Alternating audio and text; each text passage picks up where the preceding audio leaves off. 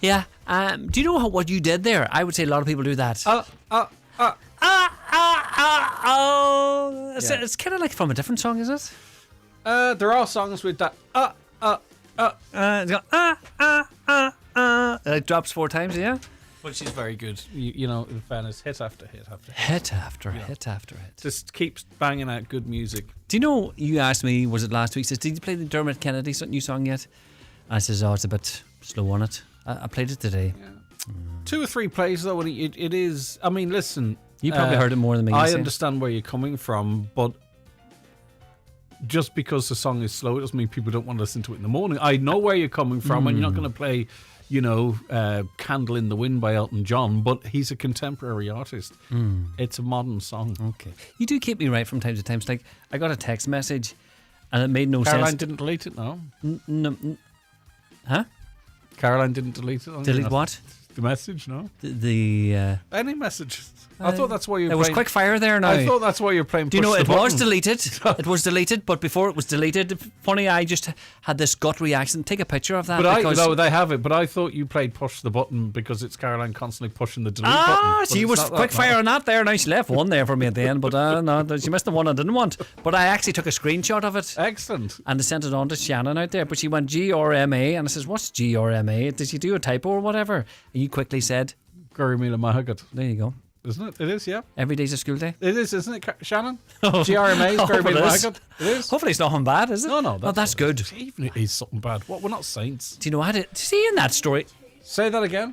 You need 2 M's for Gurumila Mahagat. It was just Guru Mahagat. Okay. Oh, right. Bad. That's sorry. Thanks for keeping. But I was right though. Yeah.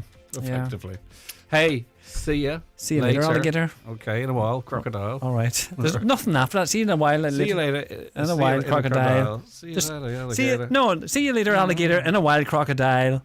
But there's another crude one that was onto it, something like hippos. Oh, forget about the crude. I was talking about farts earlier that was in the news note content. I don't like that word. No, I don't like it either. Yeah, perfume bombs. That's what they call them. Bang bangs. I was wondering what you called them. Bang bangs. No, perfume bombs. Okay. All right, good luck. Oh, well, like your perfume. All right, then. Let's get a news update at 9 o'clock. It's over to Donald Kavanagh. Thank you, Greg. Good morning. Changes to the rental system, including allowing landlords reset rents to market rates, will come into effect next month.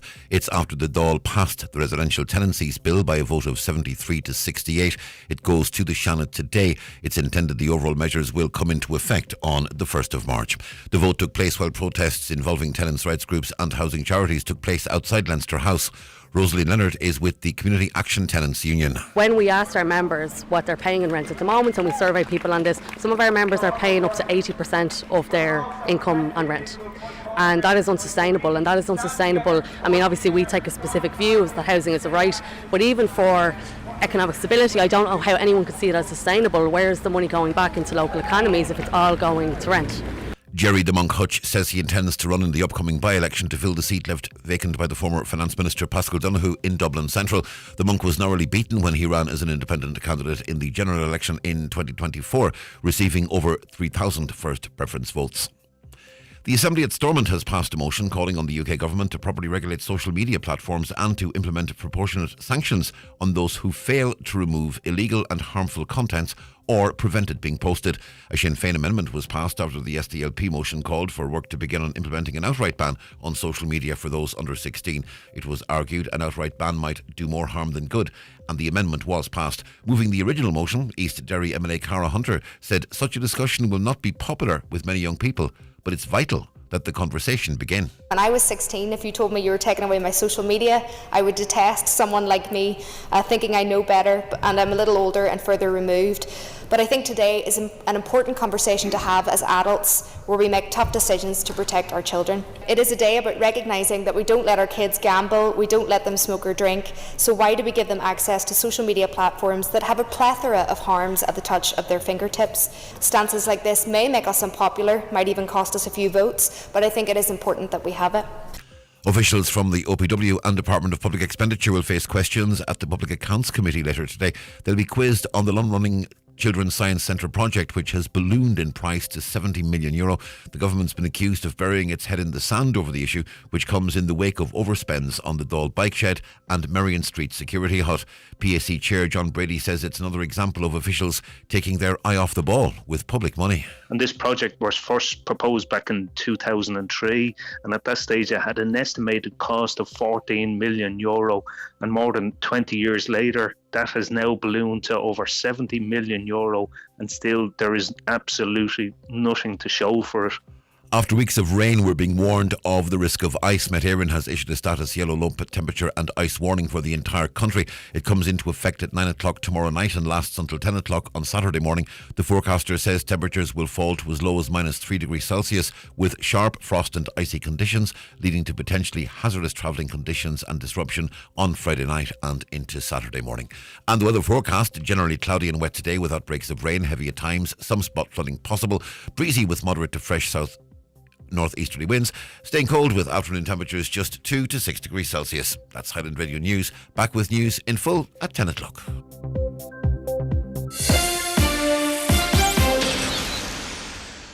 Okay, take the next right. Sure. Not this right, the next right. This is the next right. Watch out! I meant the next right after this right. What?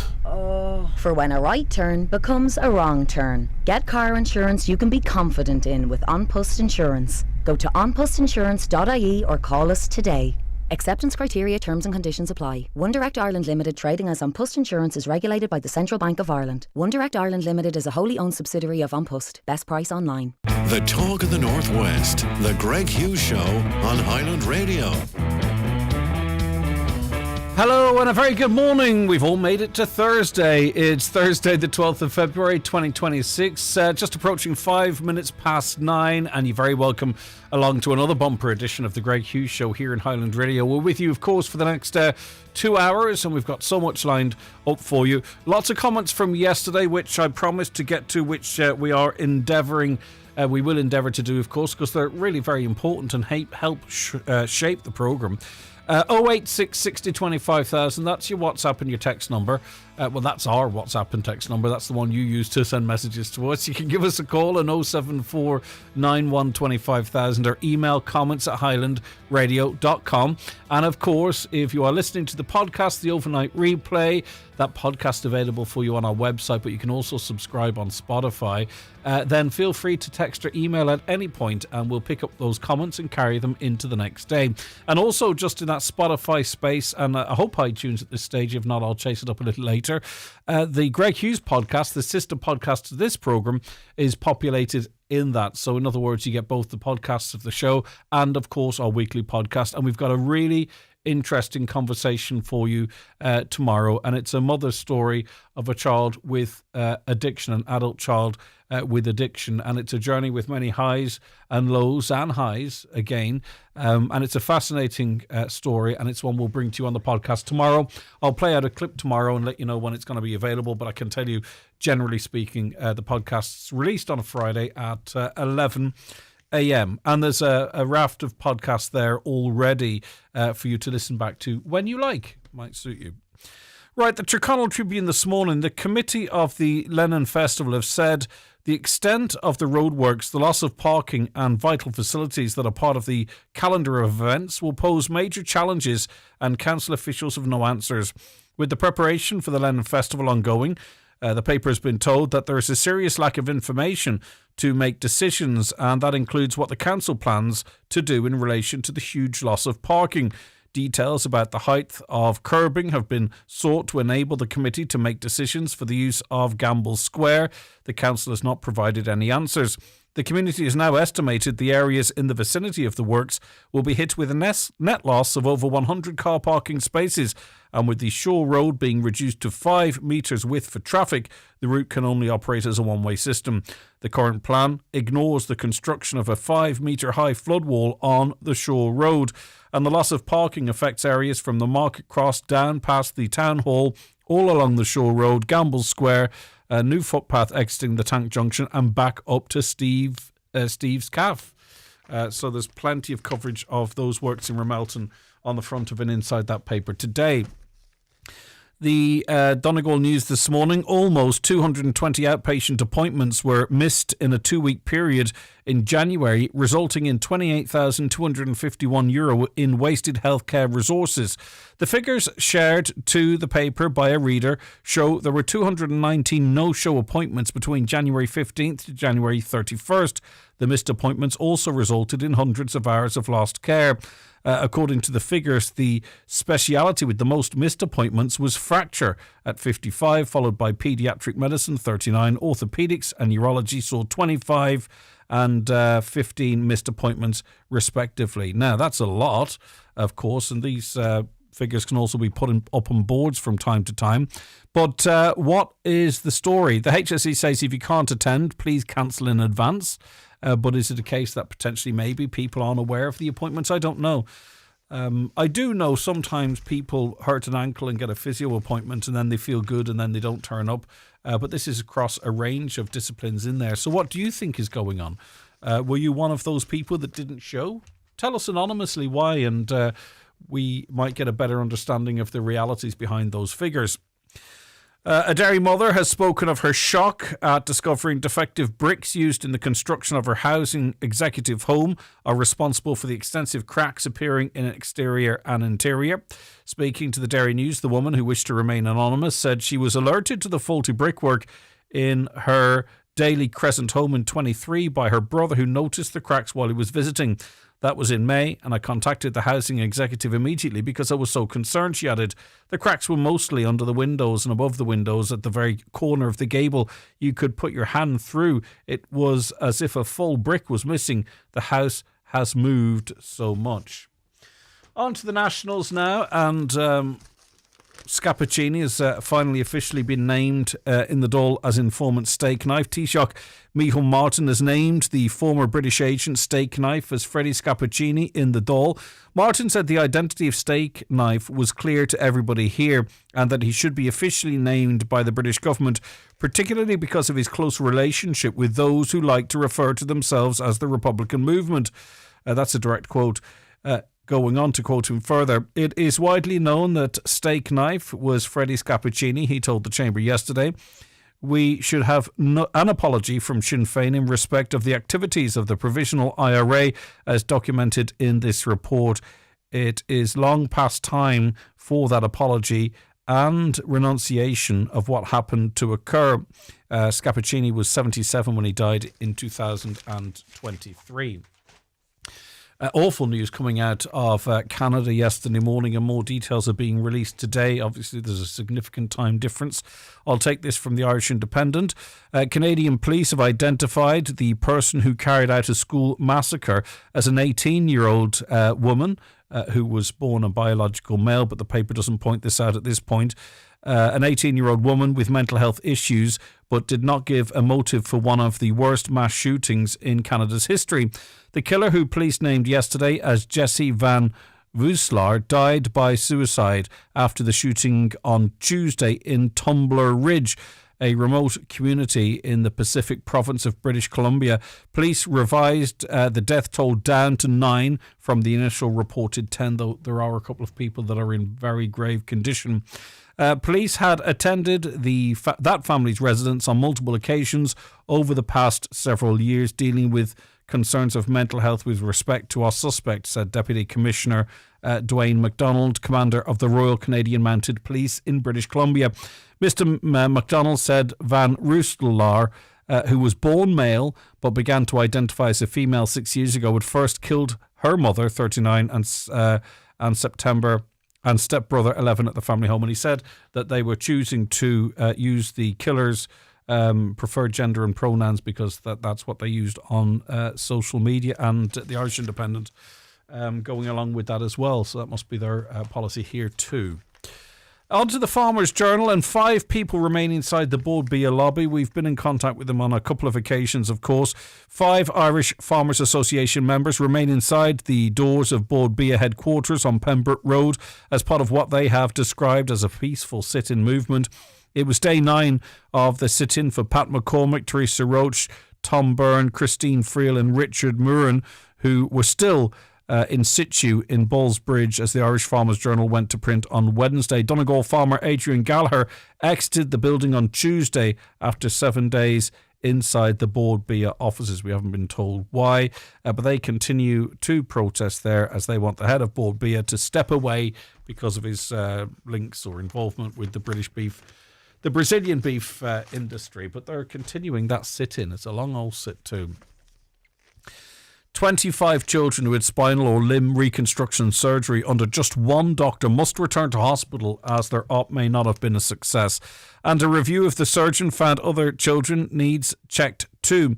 But families of youngsters affected are furious as the findings of the very serious 3-year probe aren't being published by Health Minister Jennifer Carroll McNeill due to a number of legal issues. An independent expert was hired in 23 to review the work of a surgeon in Temple Street and Kappa hospitals following a high number of post-operation complications. 25 children having to go back in because their operations may not have been a success. That was in the Sun this morning. The Manchester United co-owners got himself in a bit of a pickle, just as Manchester United actually on the pitch were getting themselves out of a bit of a pickle. Co-owner Jim Ratcliffe has been slammed after he last night claimed that Britain has been colonised by immigrants who cost too much money. The billionaire Ineos Group founder and part owner of the Red Devils reckons the nation of Britain faces massive social challenges as the result of an immigration influx. He said, "You can't have an economy with 9 million people on benefits and huge levels of immigration coming in. It's costing too much money." But right up to the very top, Keir Starmer contradicted what he had to say and in fact implored him for an apology, which I believe actually will be forthcoming, because I think the consequences for him and that club are so great that he's going to have to roll back on that opinion a little bit. And finally, as we head towards Valentine's Day, couples who meet in real life instead of on apps are happier with more trust and a deeper friendship. Of those who met in real life, 62% would say they were extremely happy, compared with 51% of those who had met on a dating site. Meeting in person is also more likely to lead to a trusting relationship, with 71% saying they trust their partner 100%. Do you think that is because if you were on a dating app and you met someone and you started a relationship, that then that person will always suspect that potentially you're back on that dating app again? I wonder why that level of trust is somewhat lower. And, of course, too, that first impression of meeting someone in person, but that shouldn't mean that if you get to know someone on an app and then meet them, that it shouldn't be as successful. But anyway, according to the stats, if you meet in person, you are happy ever after, because if you meet in the app, you're going to be less happy. To some of your comments before we take a break and welcome our first guest onto the programme. I can't understand, says a listener, why the TDs don't go up into government and camp out in the Dáil like they're doing in Bord Bia. The common people should go up and camp in as well. This is the only way the government will listen to us. That's in relation to the Donegal flights being reduced. Another says it's obvious Donegal is being neglected on purpose. The powers that be don't want people living in Donegal. They close the health centres, the post offices, the banks, the Garda stations. If they can force people to emigrate, they could let in the mining companies, the industrial wind and solar companies, the data centres and the automated call centres. After all, the Irish state is now just a corporate lackey, they believe. Another, Darragh O'Brien had no sympathy for the people of Donegal when he was Minister of Housing and would not meet the DCB people. I fail to see how he will change now. It's not a disgrace. Fair play to those people who refuse to stop fighting. I salute them. Another, disgrace this is happening or let happen. As Pierce Doherty says, when things were working fine, why change it? I'm afraid a lot of dictatorship now and getting worse. Well, I still maintain and go back to the fact that that tender should have been drafted in a way to ensure the service matched the needs. To rely on sort of like custom and practice, as that's the way it always was, is not good enough. If you are putting a tender out, that tender, in my view, needs to reflect the service that's required. And if that's not done, well, then that's where one of the books stops, at least for me. Airport. Why is there an airport in a place like Gweedore anyway? Should it not have gone to Letterkenny, a large town in the centre of the county? It is, but it's not the centre of the world either, and there's those of us that live outside Letterkenny, and it's vital to all of our successes, but we're also entitled to services and access as well. And I mean that with love for Letterkenny, by the way, but the whole region deserves... we can't have an equality between the northwest and We can't complain about an equality between the Northwest and Dublin or the Northwest and Belfast and then create our own internal inequality between parts of the Northwest and Letterkenny or Derry for that matter, can we? Because that would be a little two-faced. If we do nothing to reverse this decision, we'll regret it later, says a caller simply. Another, Fianna Fáil have finished over these Donegal flights. Pat the Cope tried and obviously doesn't have the clout in his party. Charlie McConalogue doesn't, he says he doesn't seem to care. I'm sure he does care. I haven't had wind of a press release in this regard. Good morning, Greg. This government doesn't care. Why do they love torturing us? It's inhumane what they're doing to us. Greg, on RTE News this morning, that was yesterday morning, the government have snuck in that if migrants spend time in the military service, they'll only have to wait 1 year for citizenship. Please cover this story. Yeah, that slipped into the airport ones. If there's something to it, of course, we'll cover it. I don't see where is the story, though. You email me and you tell me where what element of that do you think's unfair? Tough, unsympathetic interview with cancer flight organisers on Morning Ireland yesterday morning. Interviewer, a Coconian who didn't seem to get the importance and urgency of the service. I understand when you have to, the position one might take, but you also have to understand, like I heard an interview this morning as well, because I get to grab a little bit in, and Sarah McInerney was interviewing a guest about homelessness. And was very empathetic and understanding and sympathetic, and you know, then you get another interviewer talking about our plight and our cancer services, and it's very cold, and the fact that we might even want these flights is challenged. So it just depends who you get doing the interview, doesn't it? Hi, Greg Reid, Donegal Airport. This is another disgraceful decision from government. Donegal again denied equal services.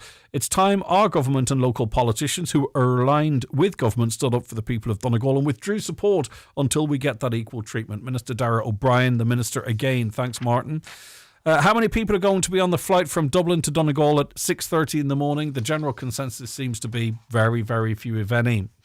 Another, it's a disgrace in the first place having to travel to Dublin for treatment, let alone the removal of this flight. And as I said, yes, it is, but we also are never going to have, unless maybe post-United Ireland it's possible, but you are going to have very specialist centre of excellence places. And that is going to mean that for certain treatments at a very, very high level, because of critical mass, sister hospitals, networking, we are going to have to travel. Obviously, there's lots of stuff we could have locally, but there are certain things that, of course, we're always going to have to travel. Unfortunately, this airport should never have happened. People in the east, south and north of the county never have and never will use it. This political funded airport, the big aisle outside Letterkenny was the location. Yes, time Pat the Cope Gallagher walked away from Fianna Fáil. Yes, getting him nowhere. Do you think this would happen in Kerry, Jackie, Danny, Healy, Ray? Lord, it would not. I doubt it would. Another, we need to make a stand here in Donegal. The smaller parties who support the coalition are facilitating the dictatorship governance of this country. And words like dictatorship, look, it's not a dictatorship. There was an election and people went out and voted in an election, and people voted in the election and in this county as well. There are 2 TDs from Fianna Fáil in this county. So that's the way the people voted, and they democratically elected this government and gave them a mandate to make decisions like this. So it's not a dictatorship governance. These people were put in positions of power by people listening to this programme. And I suggested long before the election that that was very likely to happen. But thank you for that text. I'm not having a go. Wouldn't happen in Dublin, simple as that. No, but it also wouldn't be framed, as I said in the show yesterday morning, wouldn't be framed as it has been either. Pierce Doherty, sorry, this is your spin being put out today. No one believes you or your party anymore. If you were in government, your party would let the people down too. Your party made too many major mistakes as well. Boots on the ground, it's time we went to Dublin. All of us from Donegal, and that's a very broad sample of the many, many messages we received on that. It's very important to the people right across this county, it has to be said. And further to that, 15,000 of you took the time to sign a petition. So this is a big issue for the people of the Northwest. if you've got anything to say in relation to anything we've been talking about. The Greg Hughes Show on Highland Radio. Text WhatsApp 086 60 25000. Call 074 91 25000 or email comments at highlandradio.com. Newspapers are kindly supplied by Cosgrove Centra, Mountaintop Letterkenny. Now with the new look Mountaintop Diner. The Greg Hughes Show with Letterkenny Credit Union, powering your plans with fast digital loans. Apply online or through our app in minutes and get funds straight into your current account. Easy, quick and convenient. And our digital offering perfectly complements the friendly face-to-face service you know and trust. At Cherrymore Kitchens and Bedrooms, we've spent 30 years bringing affordable luxury to Irish homes. Due to popular demand, our winter sale has been extended until the 28th of February, with up to 10% off kitchens, wardrobes, utilities, bedrooms and more. Don't miss out. Book your free design consultation today at cherrymore.ie or call 074 9725 Cherrymore, where beautiful homes begin. To refresh your home, visit Foy's Fabric Department in Letterkenny. We've got ready-made curtains, made-to-measure options, window blinds of every kind and so much more. From cushions and throws to upholstery fabrics, choose from top global brands and get advice from our experienced interior design team. Style it your way with Foy's, Port Road, Letterkenny. Celebrate love in style at Villa Rose Hotel and Spa. Say I do at Villa Rose Hotel and Spa, Ballybuffet, where elegance and romance inspire each celebration. Intimate ceremonies or grand celebrations, every moment is perfectly designed.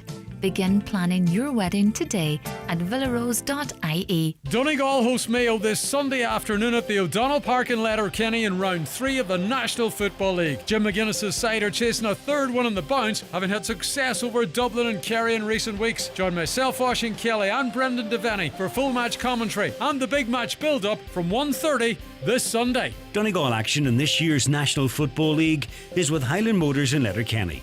Whether you're upgrading, downsizing or just browsing, you'll find quality, value and service that makes a difference at Highland Motors. Highland Radio Time Checks brought to you by EirGrid, the operator and developer of Ireland's electricity grid. EirGrid, powering up communities, powering up Ireland. The time is... The time now, 25 minutes past 9, and I'm joined on the programme by Steve Bradley, Chair of Into the West, the rail campaign for Donegal, Derry, Tyrone and Fermanagh. Thank you for your time. Good morning to you. Good morning, Greg. Right, now, a new rail concept has been revealed, known as Metro Northwest. Talk to me about this. Yeah, Metro Northwest, it's an exciting new concept for a better connected region. The problem that it's looking to solve is this. We know that transport on this island, all kinds of transport, but particularly public transport and especially rail, it revolves around getting people in and out of Belfast or Dublin. We know that right across the island. That ignores the fact that there's a huge amount of journeys that happen on a daily and a weekly basis within and around regions like the Northwest. I'll give you an example of that. Almost half of all journeys that take place across the border every day for work or for study, they're not happening down between Belfast and Dublin, as you would expect, because there's a large population there. Almost half of all those daily cross-border journeys are between Donegal and Derry. And at the moment, there's just no way to do them, realistically anyway, other than driving. So we have real transport need within the Northwest region, and currently it's not being catered for. And we see the problems that's creating, Greg. Everybody knows how terrible the traffic is in Letterkenny. And, that's only going to get worse as the town grows. And we know from 60 years of experience around the world, you cannot build your way out of traffic congestion. More and bigger roads alone will not solve it. So Metro Northwest is an alternative way at looking at this. And, what does it do? It's a sensible way to try and sort out a better connected region. How it'll work is this. Firstly, I need listeners to think about what it isn't. When you hear the word metro, you probably think London Underground, New York subway. It's not that at all. It's just a very simple thing. It does 3 steps. Firstly, it takes the existing rail network in the Northwest between Derry and Coleraine and Portrush.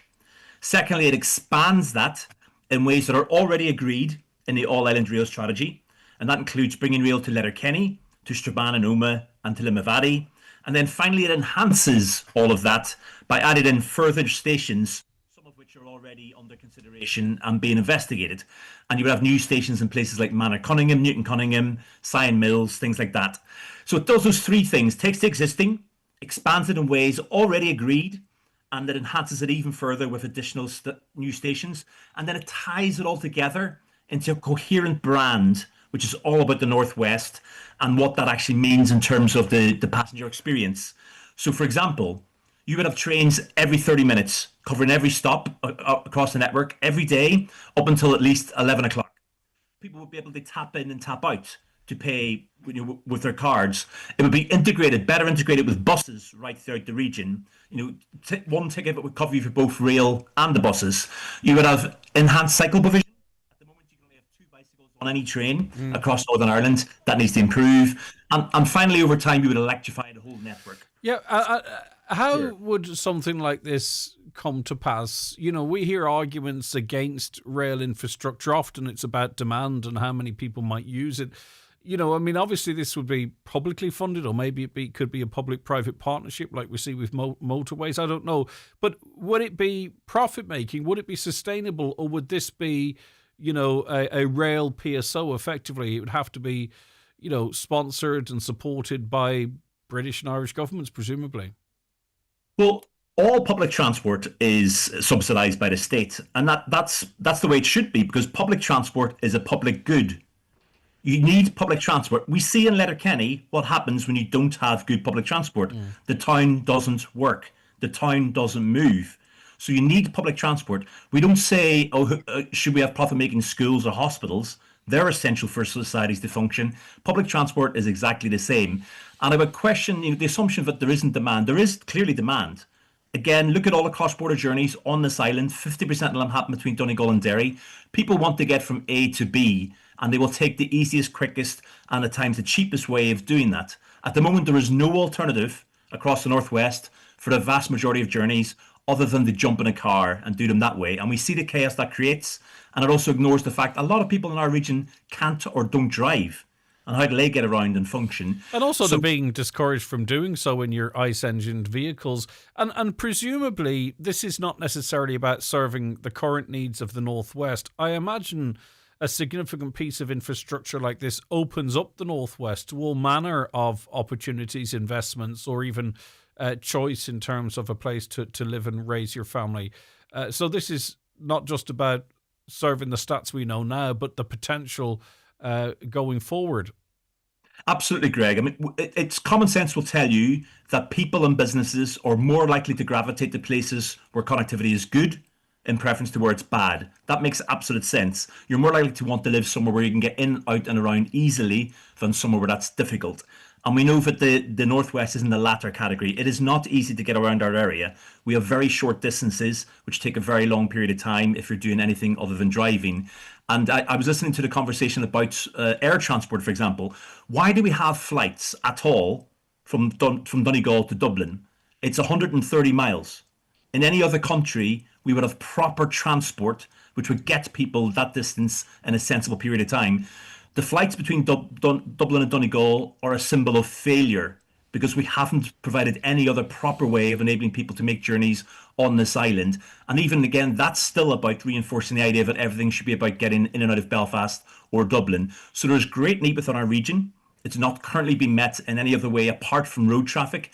And we see the consequences of that, and it's only going to keep getting worse. We need proper alternatives for people to get in, around and through our region. But this requires, really high-level buy-in, doesn't it? I mean, it paints a picture of what could be there.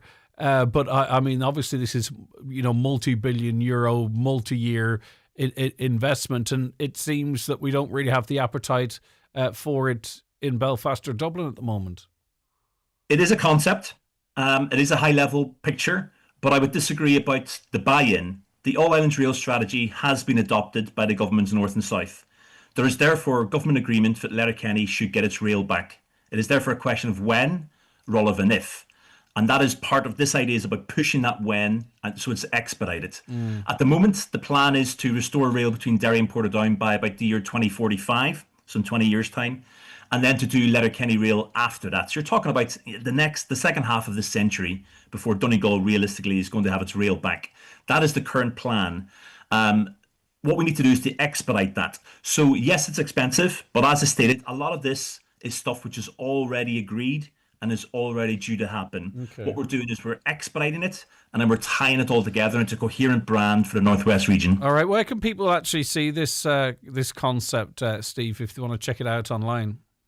So if you go to our website, which is intothewest.org, you can see it on there. Well, there's also going to be a lot of activity in the print media over the next week or so. And on top of that, we're having public meetings. So we have a public meeting in Letterkenny in Station House Hotel next Wednesday, the 18th at 7 o'clock. Please do come along and find out more about Metro Northwest, more about what the All Islands Rail Strategy says for Donegal, and about the case for better rail right across our region. And we also have a meeting on Monday in Derry at 7 p.m. in Hollywell Trust as well. Thank you very much indeed. Look after yourself. Steve Bradley, Chair of Into the West, the rail campaign for Donegal, Derry, Tyrone and Fermanagh. Of course, I mean, the timelines on that, second half of the century, but I suppose great things have to be planned early, don't they? Staying with travel, and you may or may not be aware that new rules for travel to, it says the UK, but I presume this is Britain, new rules for travel to Britain on or after the 25th of February 2026. The UK government has introduced new travel requirements for some visitors. So if you're travelling to Britain, please check the information below. Who needs the electronic travel authorisation? Well, you'll need an ETA if you're not a British or Irish national. You can normally visit the UK without a visa and you don't already have UK immigration permission. This applies to travel on or after the 25th of February 2026. British and Irish nationals do not need an ETA. Some nationalities must still apply for a visa instead of an ETA. So there are many people living in this country and living in this region as well who would travel in and out of Northern Ireland, and on paper they would need an electronic travel authorisation after the 25th of February. So, I mean, that could easily be. If that reading is correct, I'm going to double check it. It's very possibly lazily referring to Britain as the UK, or maybe it does apply fully to Northern Ireland, but that's coming in on the February 25th, the 25th of February, and we'll check it out to see... to get more details in relation to that. Ramelton traffic. The town of Ramelton is in uproar over traffic management. I know of an elderly woman who has suggested that she get an e-scooter to get down to the chemist. Ramelton is going to become a messy town. There's a lack of consultation with the public. Our three councillors should be advocating for us, they say. On the issue of bills, can you ask your listeners, did they get their ESB bills yesterday in Meadow Hill, Rafo? They're in for a big shock yesterday. My bill, over €700. This is scandalous that your air to water for you, Donegal County Council, you insisted people get air to water, and that bill was for 2 months. Wowzers, €700. Maybe you can relate to that. Have you seen a big jump in bills? Do you put it down to air to water? I presume this is social housing, is it? 850 it. All right, I'll come back to that just in a moment. Just wondering, Greg, if you could find, or if you know or can find out when operations cancelled since December will recommence. My daughter's on a priority list for an essential operation which has been cancelled till the moratorium is lifted. We've tried with no success to get any timeline for a restart of operations. We've met with voice messages which are never returned. Any time I've got through, they never have an answer. Maybe your show could have better luck with an answer. Thanks in advance, John. Well, the HSC says, while we cannot comment on individual cases, if any patient or family has concerns or questions in relation to their care, they can contact the hospital directly and we will discuss it further. All cases are prioritised in order of clinical need. Now, that response was given to us in the full knowledge that this family are frustratingly being met with voice messaging services and messages that aren't returned. They go on to say, we regret that any service user should have a negative experience. The HSC has a feedback, comment and complaints process in place as part of your service, you'll say. Service users or their families may give feedback or make complaints in person or make written complaints which have set timelines for responding. So really, in response to you, John, we tried, but we were met with those two block answers. So, but that being said, sometimes when issues are raised, like that one was, it can speed things up. We shall see. The 9 till noon show is brought to you by Letterkenny Credit Union, offering low-rate car loans with fast approval. Apply online at letterkennycu.ie or in office today. So let's have David James live in concert in the Millennium Forum, Derry on Thursday, 26th of February. Don't miss an unforgettable night with David and guests. Tickets available from the box office or millenniumforum.co.uk. Hey, look what Mum got at the supermarket. I can't cook that. It's fish. It's easy, Dad. Hake is handy in the pan. Trout is perfect in a tray bake. Even mussels are ready in minutes. But timing, the temperature, it's frightening. It's fish. Shh. Give it a go. It's healthy and tasty too. Don't be scared of seafood. Pick up some today for a dinner that's surprisingly easy to cook. Find meal inspiration at boardbia.ie. Mabel special offers. Refresh with Evian 1.5 litre for just $1.25 plus DRS. And kickstart your mornings with Weetabix 72s for only €6.50. A family breakfast favourite. This Valentine's, love local, love Mabel. From special treats to gifts to flowers, chocolates and cards. And all the fresh meats, fruit and veg you need for a romantic breakfast or dinner. Mabel has it all. Plus enter in store to win a luxurious Valentine's hamper. Mabel Stores. Love local, love Mabel. If you want a great price on your insurance, make it happen at Hickey, Clark and Langan Insurance Brokers in Letterkenny, where they compare quotes from all the leading insurers so you save money and time. Home, car or van, farm, commercial or public liability, they cover it all. Call 9126688 or call into the office at Ballymacool, Letterkenny. Hickey, Clark and Langan, the local name you can trust, is regulated by the Central Bank of Ireland. Keep out the cold, cold, cold! And ring Fleming for their full range of garage doors, agri doors, insulated doors, milking parlour doors. Fleming, 91 48 234. Have you got your tickets yet? They're selling fast for the Highland Radio Birthday Bash, celebrating 36 years on air. Join us on Tuesday the 24th of March at the Mount Donegal Hotel for a fantastic night with Mike Denver, Jimmy Buckley, the Tumbling Paddies, Patrick Finney, Aoife Neal and David James, all on one stage. Tickets are available now from the Mount Donegal Hotel, online at highlandradio.com or call 07491 25,000 today. Don't miss the Highland Radio Birthday Bash. Grab your tickets while you still can. I'm in studio now with Patricia, who has come on the programme to raise awareness of bowel cancer. Thanks so much for your time, Patricia. Greatly appreciated. You're very welcome, Greg. Right, so where do you want to pick this up? Because I know you don't want people to ignore symptoms because of embarrassment or for whatever it might be, but maybe it might help if we just understand as much as you're comfortable in talking about your experience. Okay, well, I noticed last June, whenever I was going to the toilet, that when I had a bowel motion, I was passing blood as well, which really, really concerned me. And I spoke to my doctor about it, and they felt that I could have hemorrhoids. And as embarrassing as it is to talk about it, it's actually really important because it's just something that people can ignore and say, well, look, if I take hemorrhoid cream, it'll go away. But it was very, very persistent. And I went back to the doctor again, and they said, look, I got another course of steroids that didn't work. And then Dr. Zeem in Balbafay and Millbury sent my case out to Letterkenny Hospital to see could I be seen by a doctor. So I waited until the 6th of December and I saw somebody then. Yeah, so that's July, August, September, October, November. That's 5 months being treated for hemorrhoids. Yeah. Okay, that's concerning? Well, it was concerning because normally I would have had a history of that.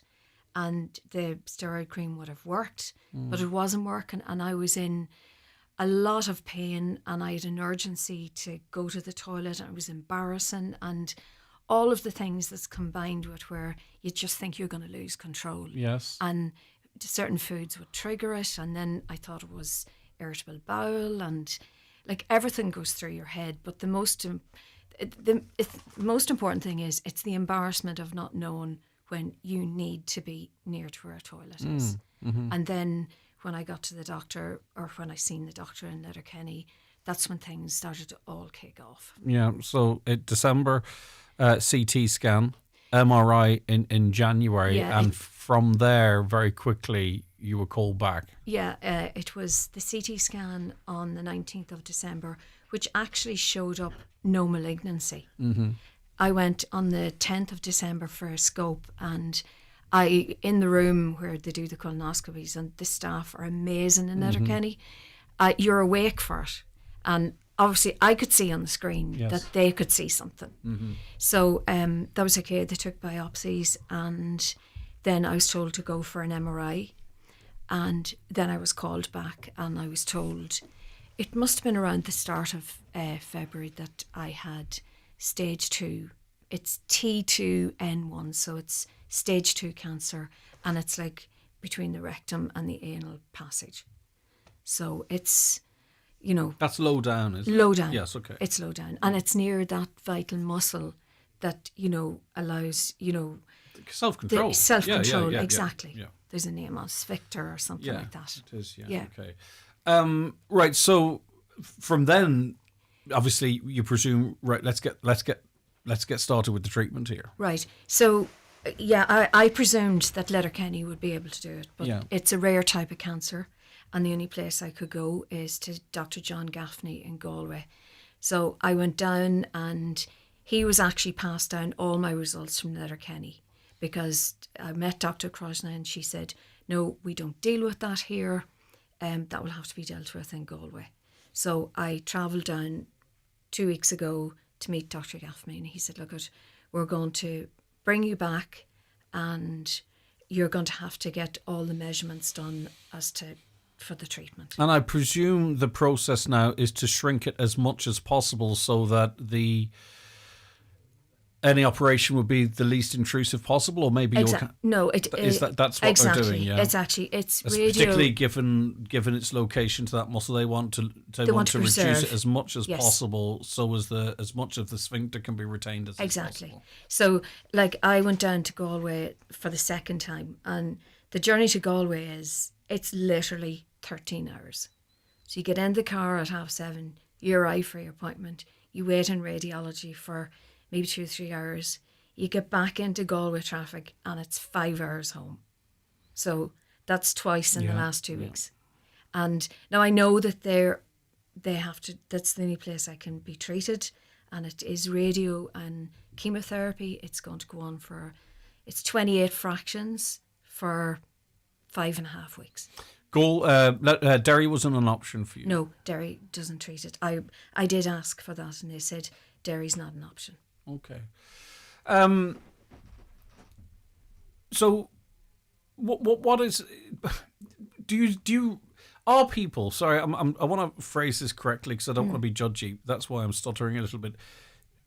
People are still reluctant to go to a GP and say I'm bleeding out of my back passage. Yeah, they are, because there's which is such a telltale sign. Like it is, because they're embarrassment, they're afraid.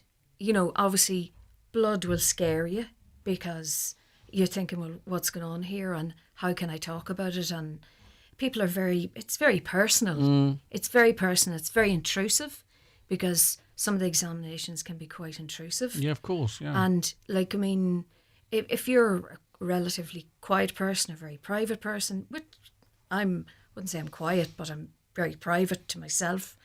And, like, I mean, it is difficult to go in and say, well, look at, you know. But it's just a body too. That's what we need to sort I know, of like, I was socially, it's a social construct for us to not be shy about our fingers, but to be shy about our bums or boobs. Do you know that sort of way? Like, it is a social construct because they're all parts of our body, right? I know, but the thing is, I was dropping my daughter off this morning. She says, well, Mum, you're going into the radio station to talk about your backside again, are you?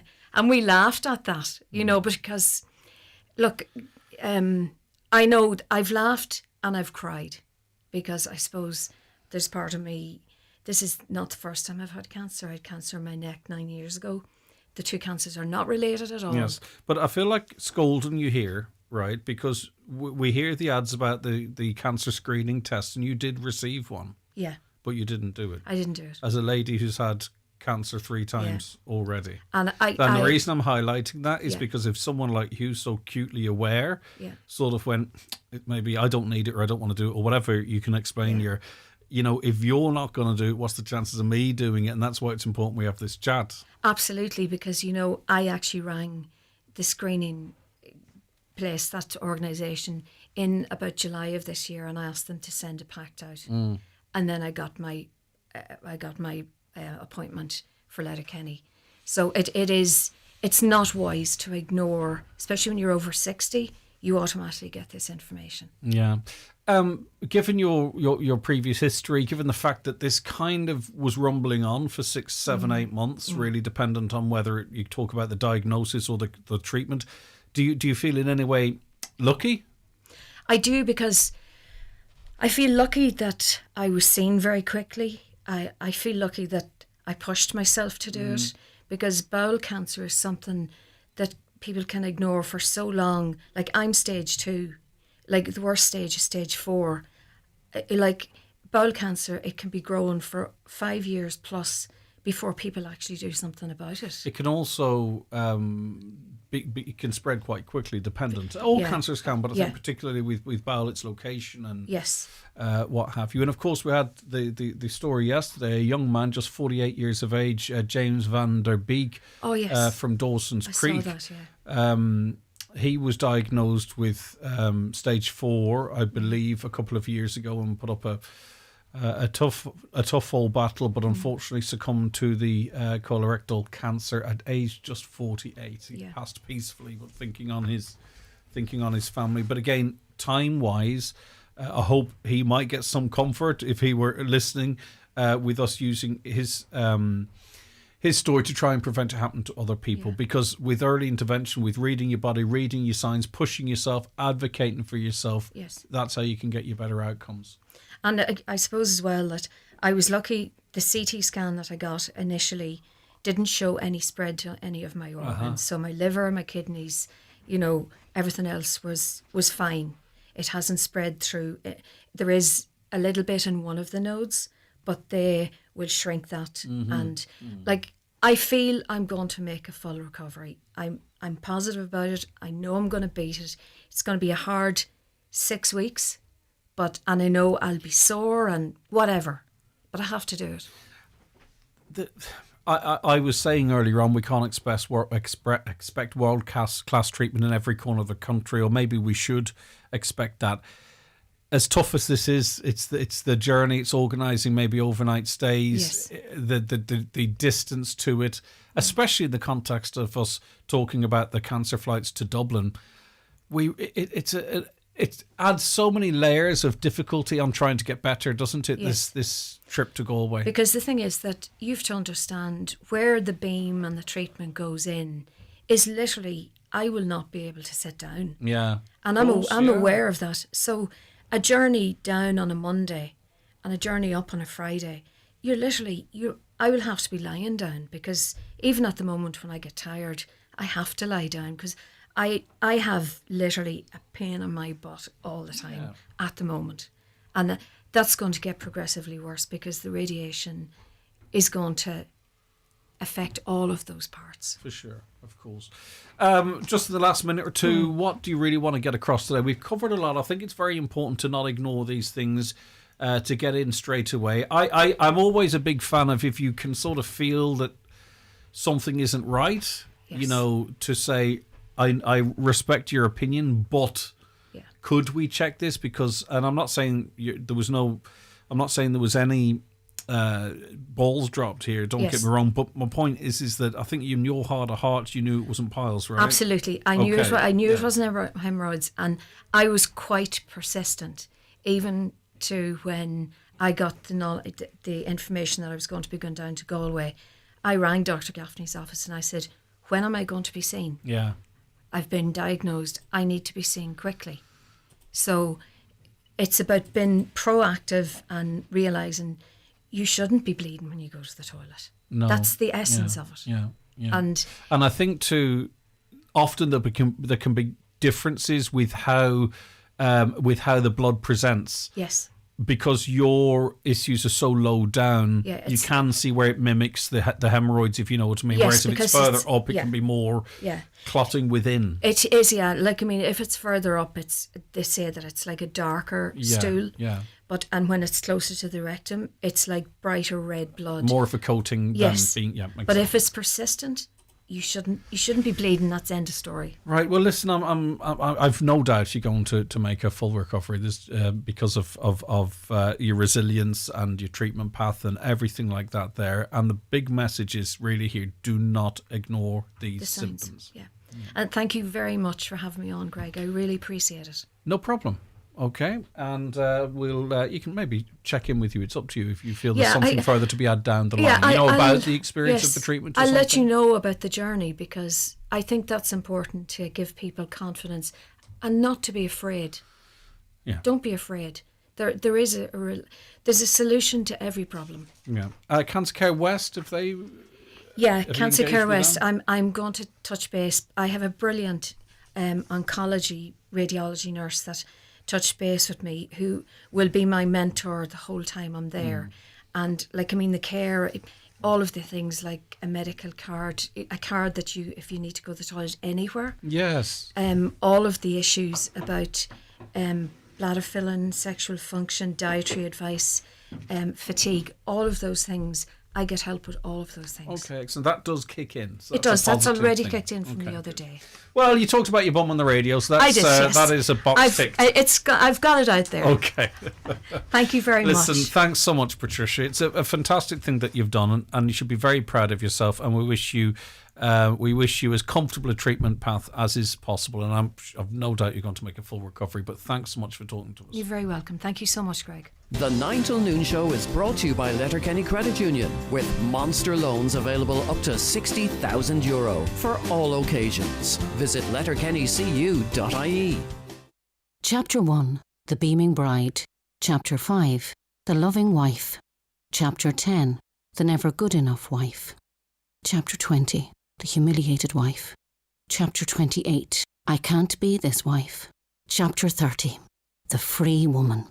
The stories that are hardest to tell need to be told. Let's stop domestic, sexual or gender-based violence being part of anyone's story. For support, visit gov.ie/stories. A message from Cuan, a Government of Ireland agency. With TUI, there's more choice than you think. Beach days or a city break. Fly from your local airport. Of course. Number of nights? Take your pick. And with the TUI sale now on, tailor your trip with more options and more choice. TUI. Book online, in store or on the app. Terms and conditions apply. From the morning routines to cosy family moments, Grant has been bringing comfort to homes for over 45 years. With our biofuel-compatible condensing boilers, heat pumps and underfloor heating, you can trust Grant to heat your home now and into the future. Think heating, think Grant. Visit grant.ie. 261 has arrived, and there's never been a better time to order your new Kia at Heron Auto Donegal Town. With 5 brand new Kia models arriving. With smart design, a 7-year warranty and finance starting from 0%, Kia delivers style, comfort and performance you can rely on. Visit Heron Auto Donegal Town. Secure your 261 Kia today. Drive with confidence. Drive with Heron Auto. Are you playing Vision Ireland Bingo on Highland Radio? There is over €13,000 of a jackpot up for grabs. Tune in every day, play along, and you could be our next big winner. Get your bingo books now at your local store to play Vision Ireland Bingo on Highland Radio. Highland Radio weather updates with McElhenney's. Looking for the perfect outfit for an upcoming event? We have new occasion wear styles arriving every week. Visit us in Ballybuffet or shop online at mcelhenneys.com. So generally cloudy and wet today with outbreaks of rain, heavy at times with some spot flooding. It'll be breezy with moderate to fresh northwesterly winds, northeasterlies, I beg your pardon. It's going to be cold, afternoon temperatures just 2 to 6 degrees. Overnight, some icy conditions, -1 to +2 degrees. So it is going to get chilly, and even more so tomorrow night, but then we'll get weather coming in from the west to make it wet and milder on Saturday. So just to keep a heads up in relation to that. Hi, Greg. Great show as usual. Another hour would be better. Thank you.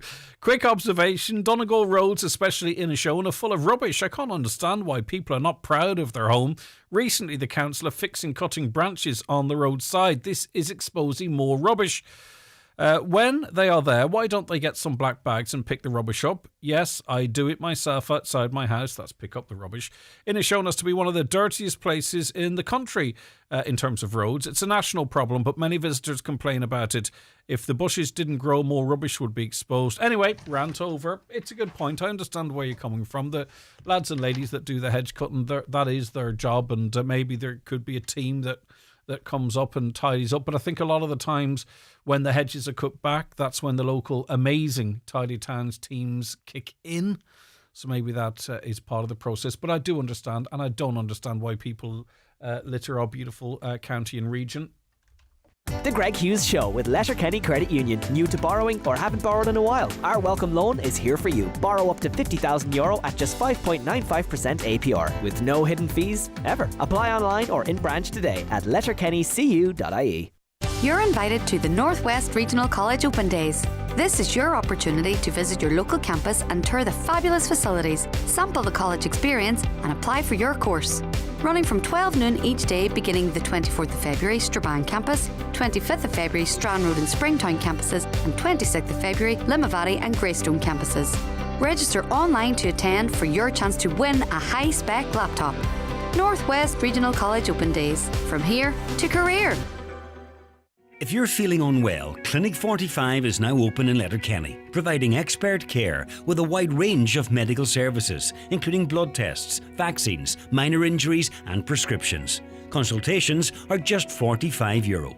Clinic 45 now open Monday to Friday at Fort Lynn House in Fort Breachill Park, Letterkenny, opposite the new Duns. No appointment needed. See clinic45.ie. A laptop with great power, brilliant performance and premium sound, all for just €429.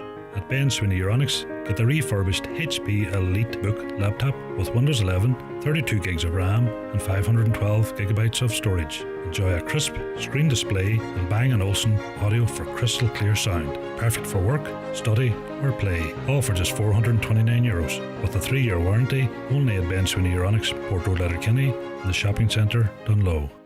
McGowan Hearing, one of the longest established audiologists in the Northwest, now have weekly clinics in Letterkenny, Buncrana and Carndonagh. Book your free hearing aid consultation at one of these clinics or with audiologist Darren McGowan in your own home. Call 07191 00208 or visit mcgowanhearing.com. Live, on air, online and on the Highland Radio app. This is Highland Radio News. Good morning with the Highland Radio News at 10 o'clock. I'm Ryan Brawley. 2 people have been arrested following vehicle stops in the Waterside area of Derry. In both cases, drugs were detected in the cars. Donald Kavanagh has more. Police say at approximately 4:15 yesterday afternoon, officers on patrol stopped a vehicle in the Grorty Road area. The driver, a man in his 20s, was found to be in possession of a quantity of cannabis and was subsequently arrested. He has since been charged with possession of a Class B controlled drug and obstructing police. He's expected to appear before Derry Magistrates Court today.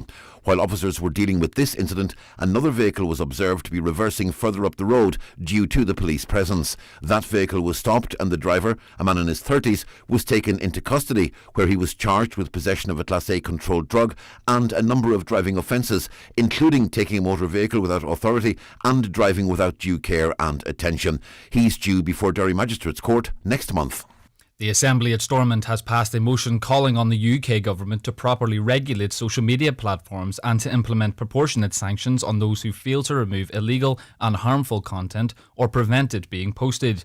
A Sinn Féin amendment was passed after the SDLP motion called for work to begin on implementing an outright ban on social media for those under 16. It was argued an outright ban might do more harm than good, and the amendment was passed. Moving the original motion, East Derry MLA Cara Hunter said such a discussion will not be popular with many young people, but it is vital that the conversation is had. When I was 16, if you told me you were taking away my social media, I would detest someone like me, thinking I know better, and I'm a little older and further removed.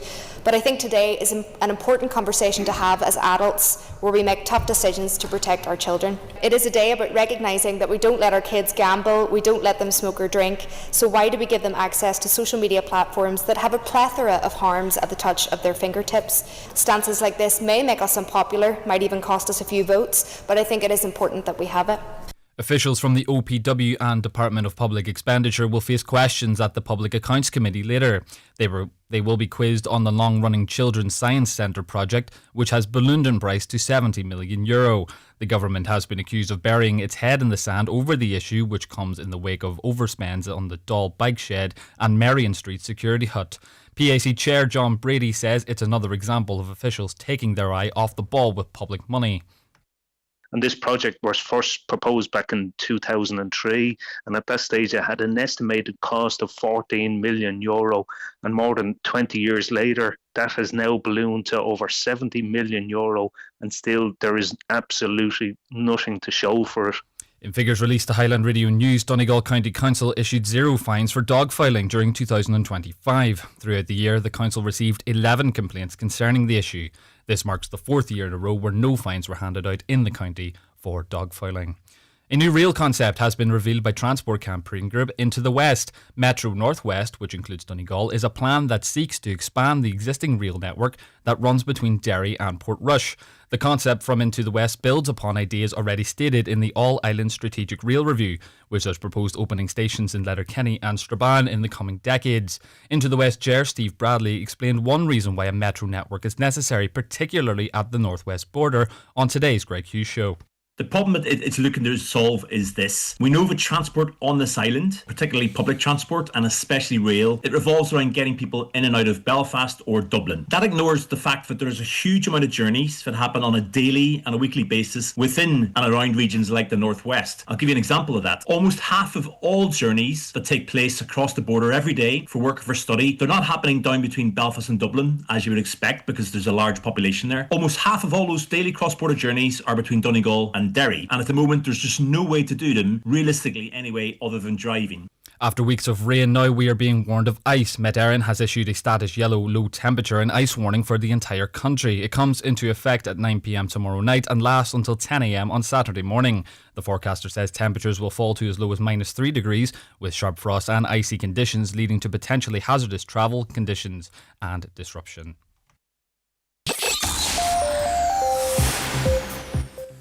And today's weather generally cloudy and wet with outbreaks of rain, heavy at times with some spot flooding, breezy with moderate to fresh northeasterly winds, staying cold with afternoon temperatures of just 2 to 6 degrees. That's all from the newsroom for now. We'll be back with headlines again at 11 o'clock.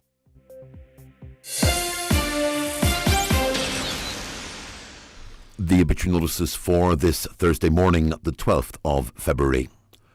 The death has taken place of Bridget Carr, née Friel, Glinsk, Fanad. Bridget's remains will repose at her late residence from 11 o'clock this morning. Removal from there on Saturday, arriving at St Mary's Church, Fanavolti for 11 o'clock Requiem Mass, followed by burial in the adjoining graveyard. Rosary both nights of the wake at 9 p.m. A one-way traffic system will be in operation during the day, with minibus transport from the lay-by beside Harry Blaney Bridge from 2 p.m. Family time, please, from 10 p.m. to 11 a.m. and on the morning of the funeral. Family flowers only, please. Donations in lieu if desired to the Miva Voluntary Fire Service, care of any family member. The Requiem Mass will be recorded and available to view on the McAteer Funeral Director Facebook page later on Saturday. The death has occurred of Paddy DeWard, Mean Carriga, Ballabafay, reposing at his late residence today from 11 a.m. until 9 p.m. Funeral leaving there tomorrow at 10:15 for Requiem Mass at 11 o'clock in the Church of Mary Immaculate, Stranorlar, with interment in Stranorlar Cemetery. The Requiem Mass will be streamed live via the parish webcam. Family time, please, on the morning of the funeral. The death has occurred of Pat Daniels Cunningham, 78, Emerald Drive, Killybegs, formerly of Ballyara, Killybegs. Funeral Mass today in the St Mary of the Visitation Church, Killybegs, at 11 o'clock, with burial afterwards in the local cemetery. The Mass will be streamed at mcn.live. The death has occurred of Edna Boyce, née Casey, Castleblaw, Newton Cunningham. Edna's remains are reposing at her home from 1 o'clock until 9 o'clock this evening.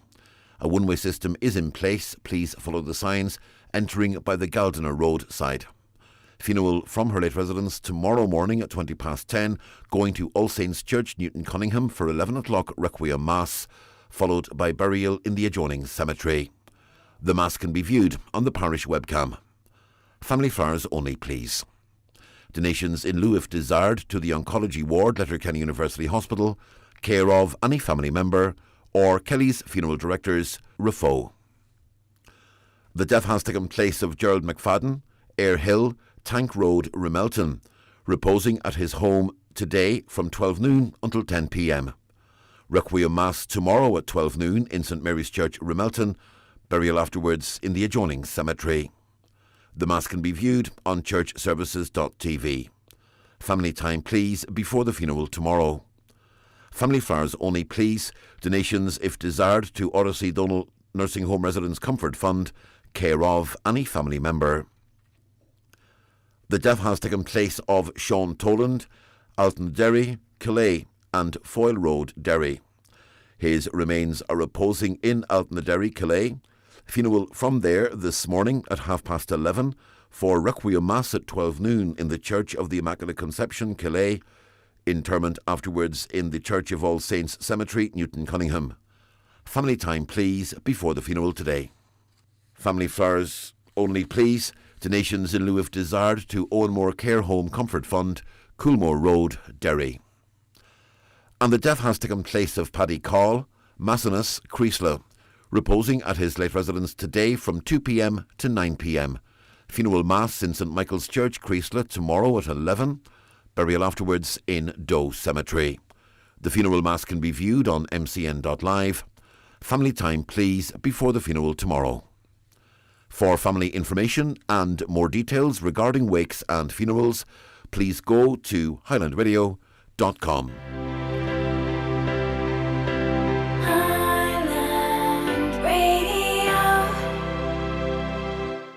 Celebrate Valentine's at Super Value. Choose an award-winning steak for two from our Signature Tastes exclusive Hereford range, like Côte de Boeuf, fillet, strip loin and ribeye, plus any two sides like creamy potato gratin, all for €15. And pick up a dozen roses and chocolates from €7 for the perfect dinner for two. Super Value. Still super, now better value.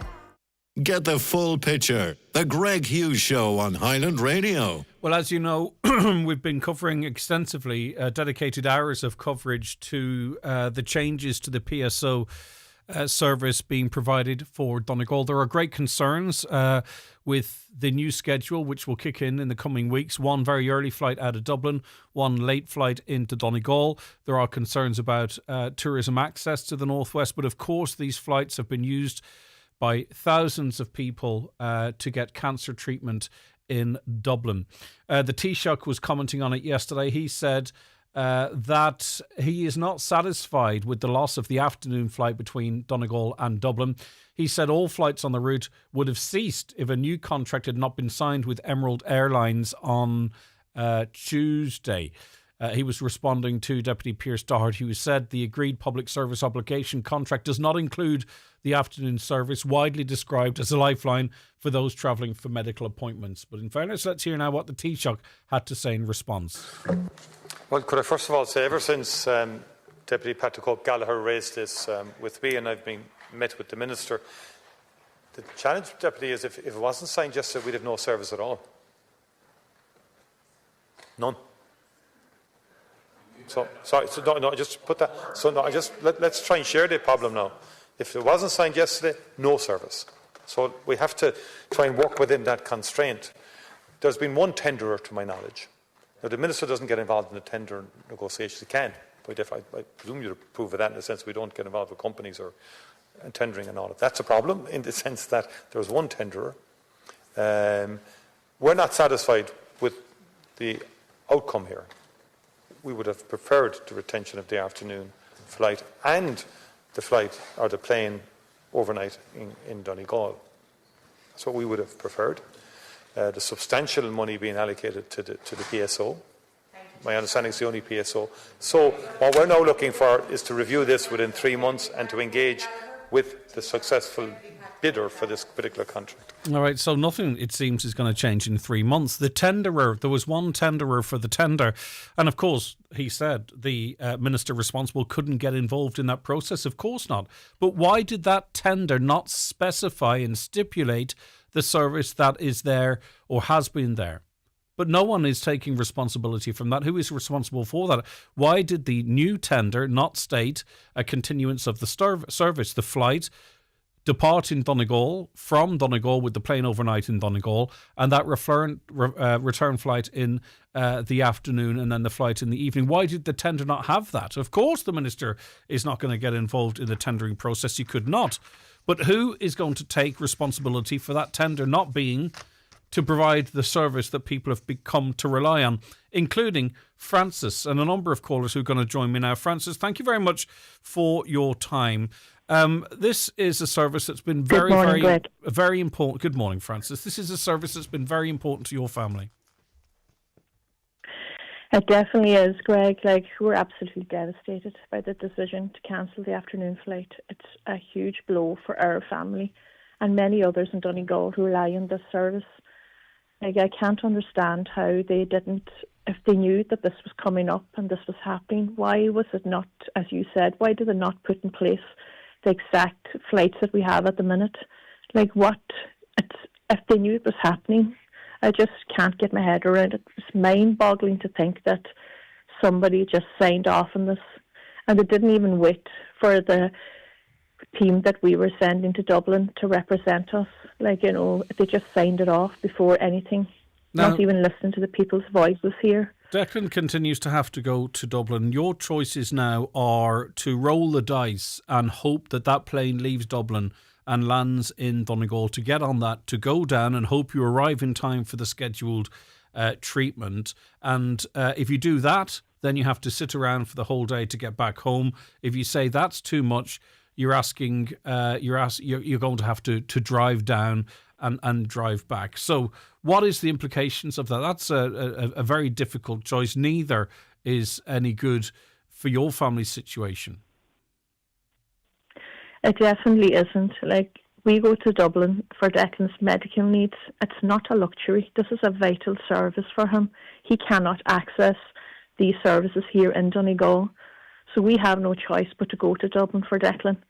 And if we have to leave, if the appointments are not suiting the flight time, we're going to have to drive to Dublin. And for him, if it's say on that day, if it's going to be intensive therapies, he is tired from the journey. Maybe he's not feeling well. There's a lot at stake here for him. When we go to Dublin for him, he has to get the most out of this. It's just, I would love these people to walk in his shoes just to see exactly what he has to do. It would definitely be changing for them. They would I think they would change their mind on what they signed off, if they see. And Declan is not the only child that needs this access and to be able to go to Dublin on these flights. Mm-hmm. It's not a luxury. This is a vital lifeline for us as a family, and for him to be able to access all these treatments that he gets. If it was available in Donegal, it would be very different, but it ain't. Mm. As a mother with a child with a disability, we're fighting constant, and I can't believe, to be honest with you, that I am here fighting for this too, along with everything else that we have to do. Exactly. People who, this is what I can't understand, people going through such difficult times find themselves having to be campaigners as well. I mean, obviously the one thing too, this is not political, but I can only speak to what I heard from the Taoiseach there, that didn't address the actual crisis that's affecting people here. It was about, it was about procedure. It was about, political, Sinn Féin could have done this or would have done that, or Fianna Fáil could have done this or would have done that. It would have been very interesting if we could have heard him talk of a case like yours, Francis, because then we would get I'm sure he's a very caring person, but if he were able to understand and reference cases like yours, then we would know that the government understand what this service is to us. You know what I mean? What it is to us. It's not hollybobs. Do you know what I mean? Exactly. Like I'm speaking up for Declan today and all the others who need this flight. Like, I would implore whoever made this decision to spend a day in his shoes, as I said already. Just travel to Dublin with him, exhausted maybe from a long car journey. Baby's not just feeling well. There's no flight available when he needs it. And then expecting him to cope with these intensive therapy appointments. It's just not feasible. But you too. It's not just like, I know we're thinking of Declan, right? But it's, you know, you've been dealing with his complex medical needs for a decade now. This is about you as well. And this is about the fact that to get for his treatment, we have to go to the capital. It's not by choice. It's not like we're saying, oh, well, the hospital in Burnfoot is not up to scratch. Yeah. We're going to Dublin. It's not a choice. It's something that we have to do. And also there's something I want to point out for listeners that might not fully get it as well. When we talk about round trips and how long it takes, that's with your foot down the whole way there and back. But I presume with Declan, there are stops, starts, depending on his needs on that journey as well. Yeah, and that is correct, Greg. Like, maybe like when we have to go to Declan, the journey is long. Declan will have to have breaks in between. Like, if he's, as I said, if he's not feeling well, maybe he's stiffening up. Like, you know, out of Declan's illness, Declan got a heavy stroke left-hand side. So everything has to come into place. So a 4 or 5 hour journey could end up maybe 8-9 hour. Like, you know, it depends like on what is going on at the time. And then obviously that one day of treatment runs into a second day of getting over it and a third day getting over it. So instead of it being compacted into half a day potentially, and as simple as it possibly can be when our treatment is required in Dublin, that one day turns into multiple days for everyone. Of course, exhausting. It's exhausting. Yeah, for everyone. Yeah. It's exhausting. And even like it's not even just like Declan's case, but even the people that have cancer are travelling for treatment. It's just horrendous. You know, it's absolutely horrendous. Like, these flights are crucial for their care, and having it taken away, there's real consequences for people here in Donegal. Like, it's terrible. There's no words to describe. It's just horrendous. Well, listen, I mean, you know, we will continue seek to get answers. And justification and explanation. And one thing I would like to get across, however we might achieve it, is the real life impact of this. The fact that this has such a major effect on a young man and his family in just trying to get treatment, to try and have the best quality of life, the best longevity of life as is possible. Thanks, Francis, for helping us tell that story. And we appreciate your time, and we pass on our love and best wishes to Declan and the rest of you. Thank you so much. Thank you, Greg. Thank you. Bye-bye. I'm going to go to Breed and Anne, but I do have to take this quick break. It's time for Vision Ireland Bingo on Highland Radio. It's Thursday, the 12th of February, Jackpot Day. You're playing for the jackpot prize of €13,600 on the pink sheet. The reference number is S14. It's game number 7. The jackpot number is number 12. This number can come out in any position from the next 10 numbers drawn. And now, here are your daily numbers. 36, 9, 2, 59, 38, 16, 20, 26, 24, and finally 90. Phone your claim to 9104833 before midnight, leaving your name, contact number and the name of the shop where you purchased your book, and we'll call you back the next working day. Get all your Vision Ireland bingo information at highlandradio.com.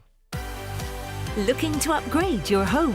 The sofa and dining sale at Easy Living Furniture can do just that. Discover great reductions on sofas, armchairs, dining tables and more. We have absolutely everything that you need to transform your space. Create the perfect home room by room and save while you do it. Don't miss out. Shop the Easy Living Furniture Sofa and Dining Sale now. Crescent Link Retail Park, Derry.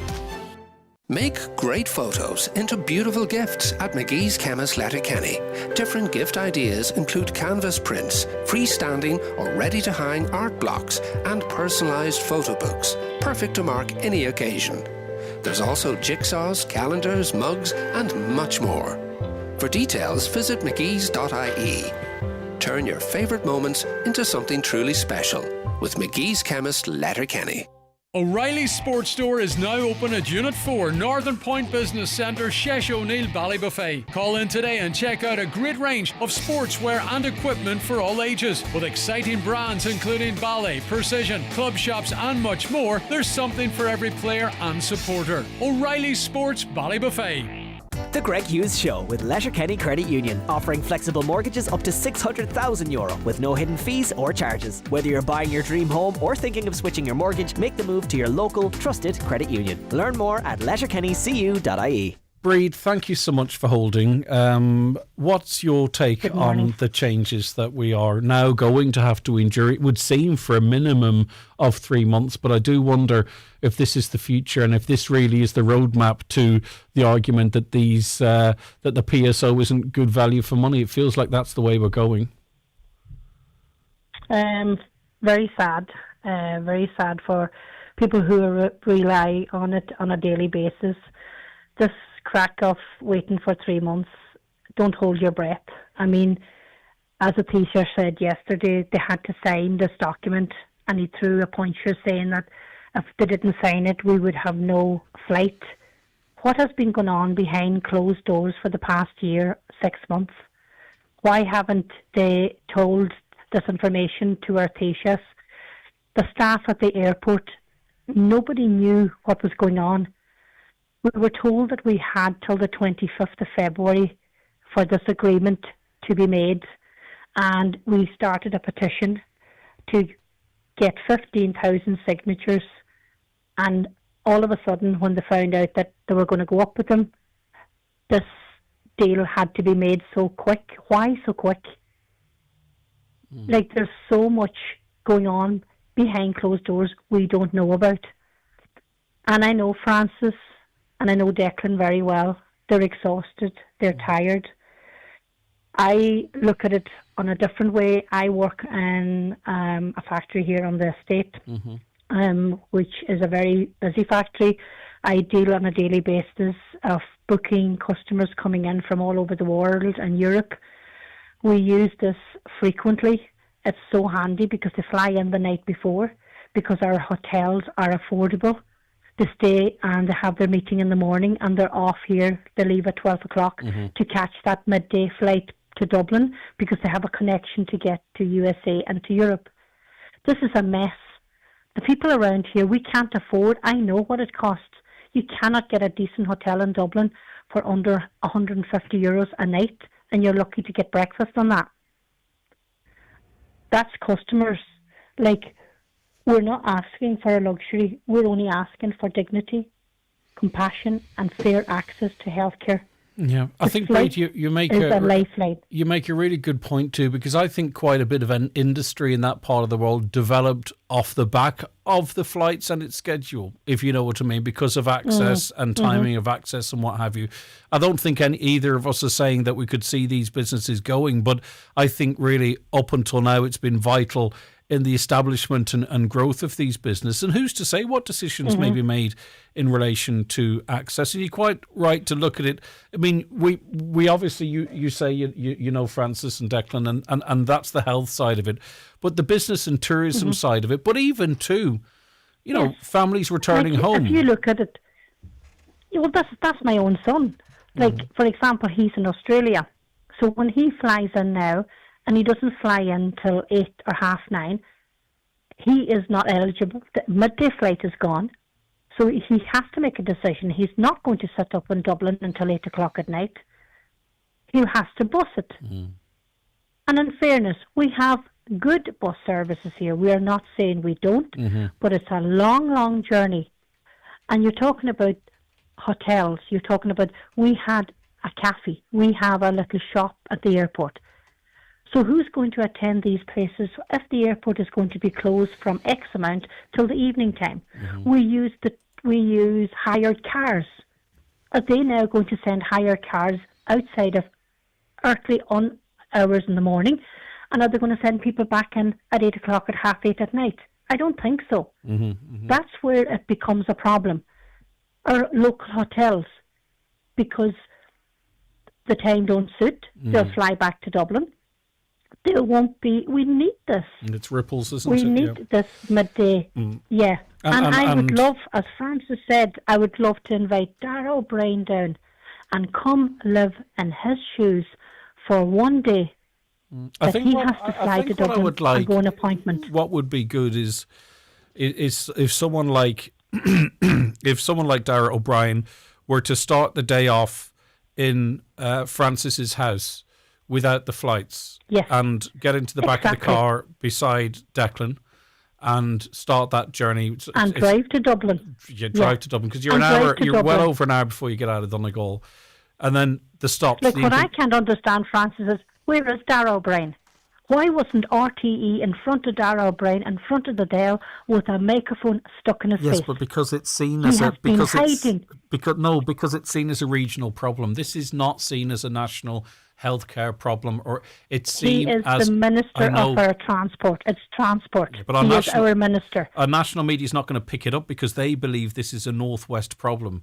When, as I said yesterday, if this was a reduction or a change of services in hospital in Dublin, it'd be seen as a national crisis. But because it's affecting us in the northwest, it's seen as a regional problem. It's in the regional news section of websites. It's not seen as a national problem. And that is the issue with Dublin-based media. Breed, listen, you've made amazing points and looked at it from so many different angles, and I really do appreciate your time and your patience holding. And even more patient is Anne O'Donnell. And thank you so much for your time, because you're a user of this service up until now, so you have another excellent insight. Yeah, morning, Greg. To say I'm gutted is an understatement, as I attend the Mater Hospital every 3 months for injections for medical reasons. I can't drive after the injection, and I would leave here in the morning, 15 minutes to Carrickfinn, be in Dublin, get the bus into Drumcondra, go to the Mater. The doctors were brilliant. They seen to me right away because I knew I was getting an afternoon flight back home. Back out on the bus to the airport, back home at 2 o'clock. And it was a lifesaver for me, because in the early years, I've been attending this since 2001. But in the early years, I had my husband, and he used to drive me. And we used to stay in, it was Beauties back then, so I had a word with the manager to see could we get a special rate for an overnight stay. So I got that sorted for £50 back then. Okay. And it was great. And then the Clayton took over, and they wouldn't honour the Bewleys, you know. So, I mean, it's just, I don't know what I'm going to do. I can't drive after an injection. And I can't sit in a bus for 4.5 hours. Very sadly, you lost your husband 6 years ago. 6 years ago is coming in March, I believe. And obviously everything's moved on since there. We're all a little bit older, and our resilience is not always as it what used to be. I'm not saying that's the case with you, but this flight was then your lifeline after your very sad loss. What happens next? Well, there was the flight, and you've described how convenient it was for you. And since this has become apparent, it's clear the flights aren't going to work for you, Anne. It's not just to the future. This is bothering you now, isn't it? This is upsetting you now. It's affecting your sleep now. Well, I was online there this morning, Greg, and for my next appointment would be March. I was up in December, and my next appointment would be March. If I have to stay overnight in the Clayton Hotel, it's working out at €275, which I cannot afford it. I'm a widow woman on my own, and it's just not flexible. And I know Mary Harden, while she worked tirelessly to do what she could do. She's a great lady for the cancer services, which I'm not the only one. There's loads of ones with medical conditions, the cancer services, and it's a no-brainer. I just can't believe this is happening. Okay, well, listen, we're going to stay on it and see if common sense will prevail. We're not looking for anything new. We're just looking for what we had. So this is not about, we're not putting the begging bowl out. We're just looking for continuance of our service.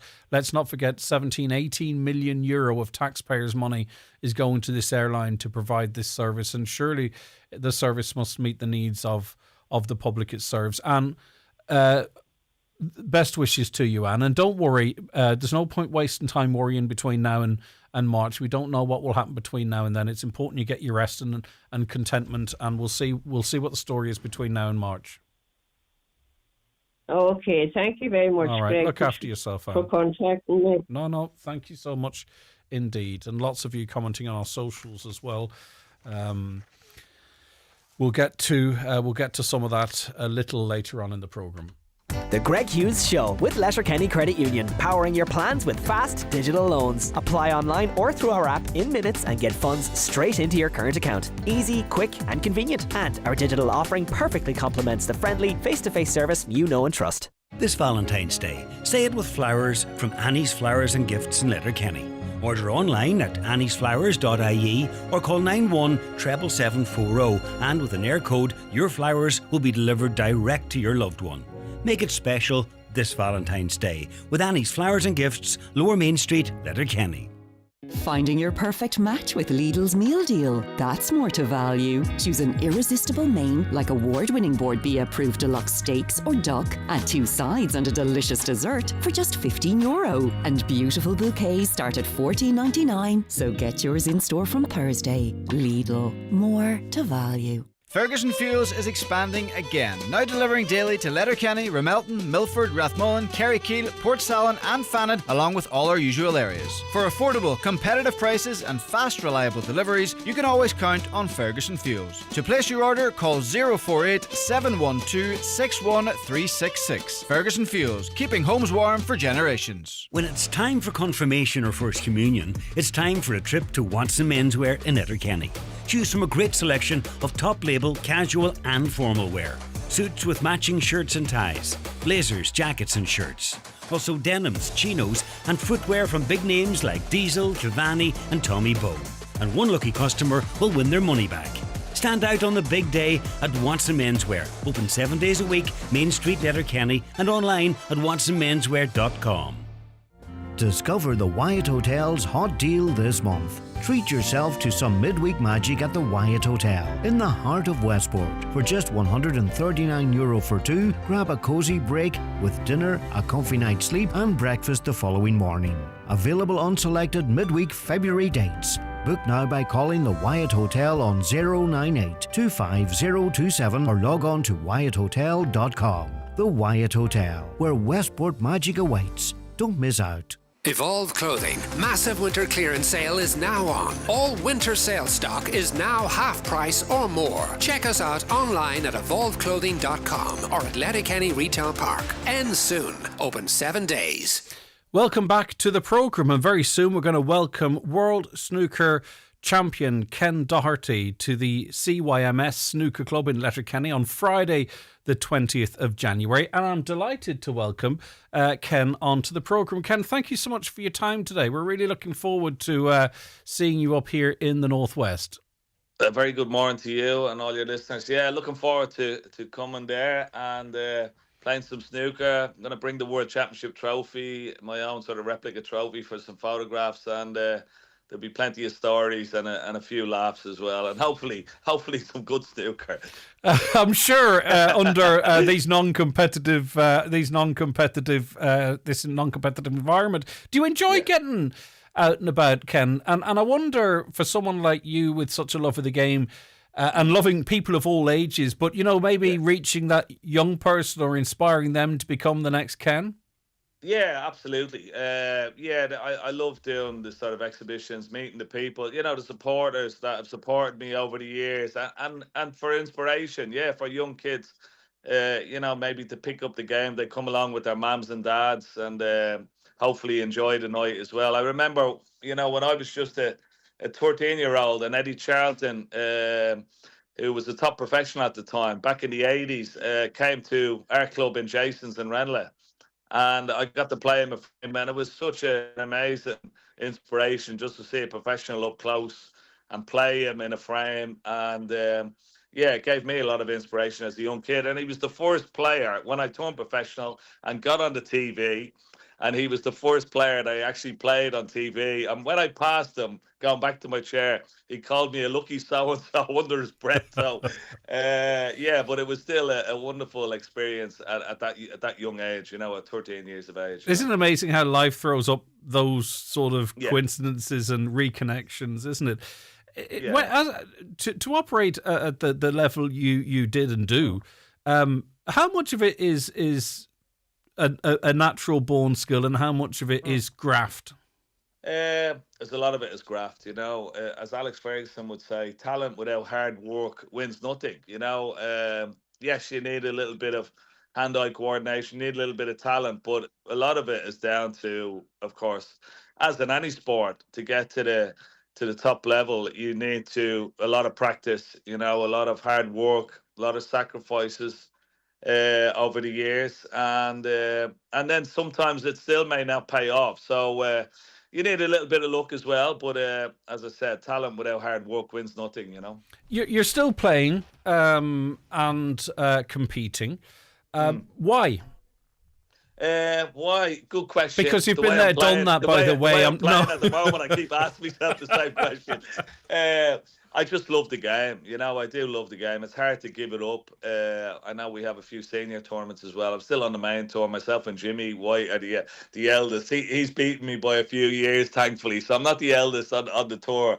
As long as Jimmy is around, but I still love competing. But it gets harder and harder as you get a bit older. And I'm sort of coming to the stage in my life now where I don't know whether I'm going to continue on playing on the main circuit or not, but I certainly will continue playing exhibitions. I'm coming back to Letterkenny. Plenty of Doherty's up there as well, by the way. So it's the home of the Doherty's, is Donegal and Derry and that. I love still playing. So we still do a lot of shows, theatre shows and exhibitions and stuff like that. And I love telling the stories. Telling my experiences. And I'm. A lot of funny stories over the years of different players, of Alex Higgins, of Jimmy White, Steve Davis and Stephen Henry, playing in the World Championship and stuff like that. So I like telling people that, and I think people as well as like watching the snooker, but they love to hear about your experiences as well. And I think that's what the night will entail when I come to the CYMS. And you are a part of our lives. I mean, you're certainly a part of my younger years. I mean, you aren't too dissimilar in age. But, I seem to recall when you got into the final, RTE showed the final. Was there some sort of an agreement where they got the rights to that and we all stayed up and watched it? And, I mean, you and other finals as well, not just the one you were involved with, like they're just part of our lives. It's part of our growing up. Yeah, it was a funny story actually that, because it was the first time RTE had bought the rights, because back in 1997, we didn't have any satellite TV. You couldn't watch things on your phone. There was no camera phones then.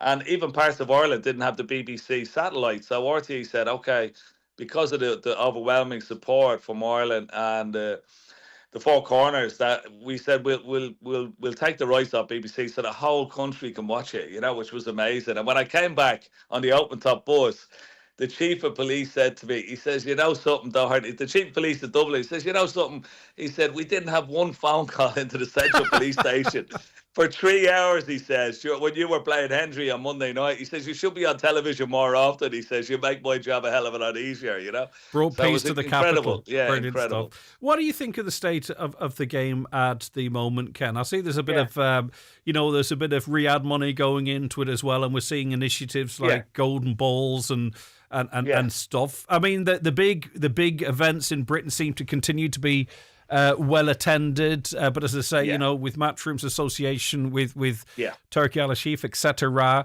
Is that good for the game? Do you like where it's going?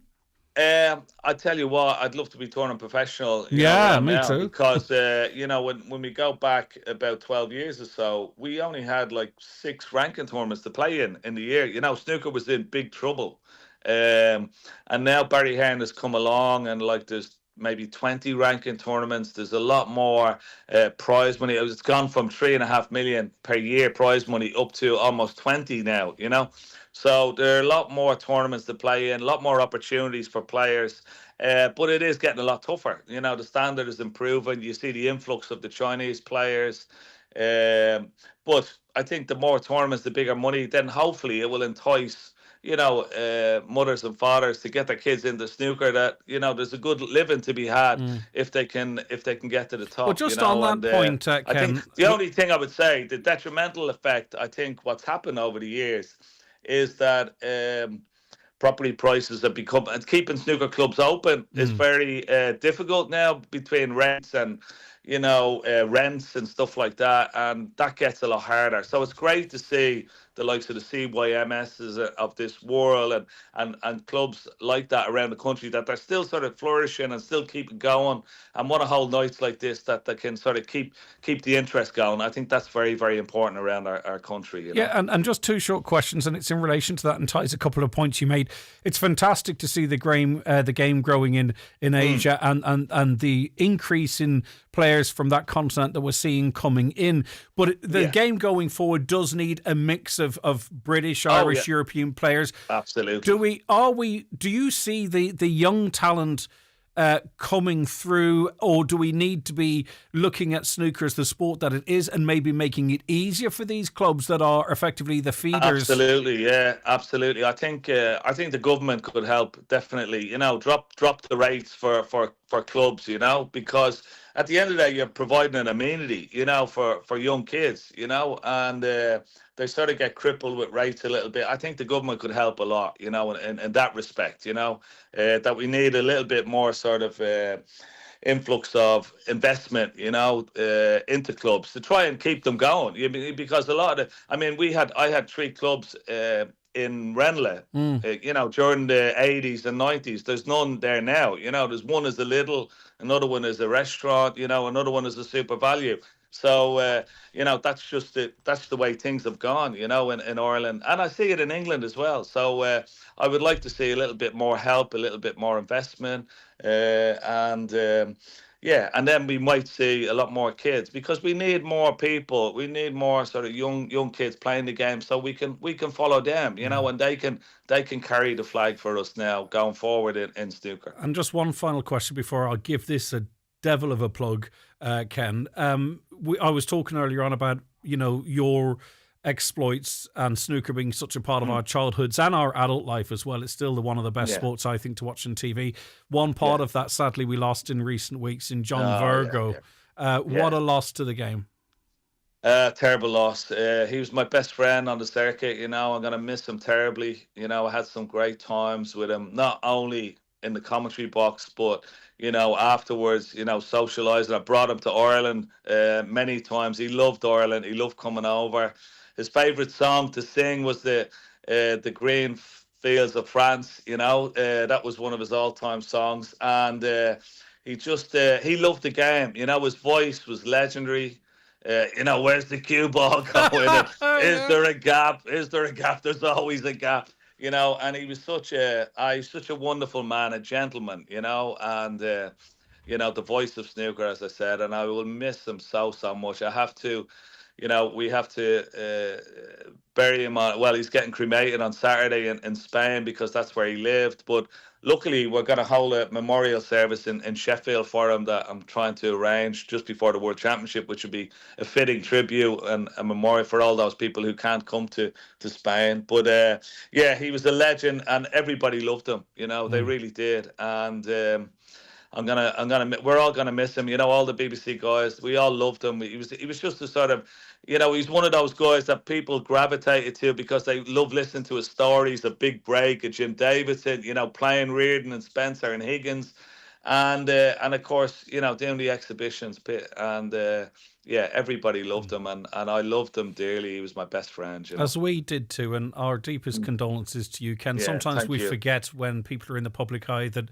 you feel it on a personal level as well. Yeah, and absolutely. We're really looking forward to welcoming you to the beautiful CYMS Club. It's a fantastic opportunity to see the 1997 world champion up close, to hear those stories, to hear that passion. And it's on Friday the 20th of February, the CYMS Snooker Club. And also too, it's just €10 for members, and non-members are welcome as well too. It's €20 for them. Thanks so much for chatting to us, Ken. We look forward to hearing you again in the not too distant future on our tellies. And My look forward pleasure. to seeing And you thanks for locally. all your support over the years. I'm looking forward to coming back to Letterkenny and Donegal. Take care of yourself, Ken. The 9 till noon show is brought to you by Letterkenny Credit Union, offering low-rate car loans with fast approval. Apply online at letterkennycu.ie or in office today. Love is in the air, and so are the Valentine savers at Centra. Set the mood with the Donnybrook Fair meal deal, a main, a side and dessert for €15. Grab the Inspired by Centra breakfast bundle 3 for €6, and spoil them with Cadbury milk tray 312 gram only $5.50. Offer ends Sunday. Centra. Live every day. DRS applies. The Clanry Hotel Letterkenny presents Nathan Carter in concert with special guest Lisa McHugh this Thursday 12th of February. Tickets available now from hotel reception. And don't miss Country Sundays at the Clanry Hotel. This Sunday the 15th, it's Jack Keogh and his band. Doors open at 8:15 p.m. All happening this week at the Clanry Hotel Letterkenny.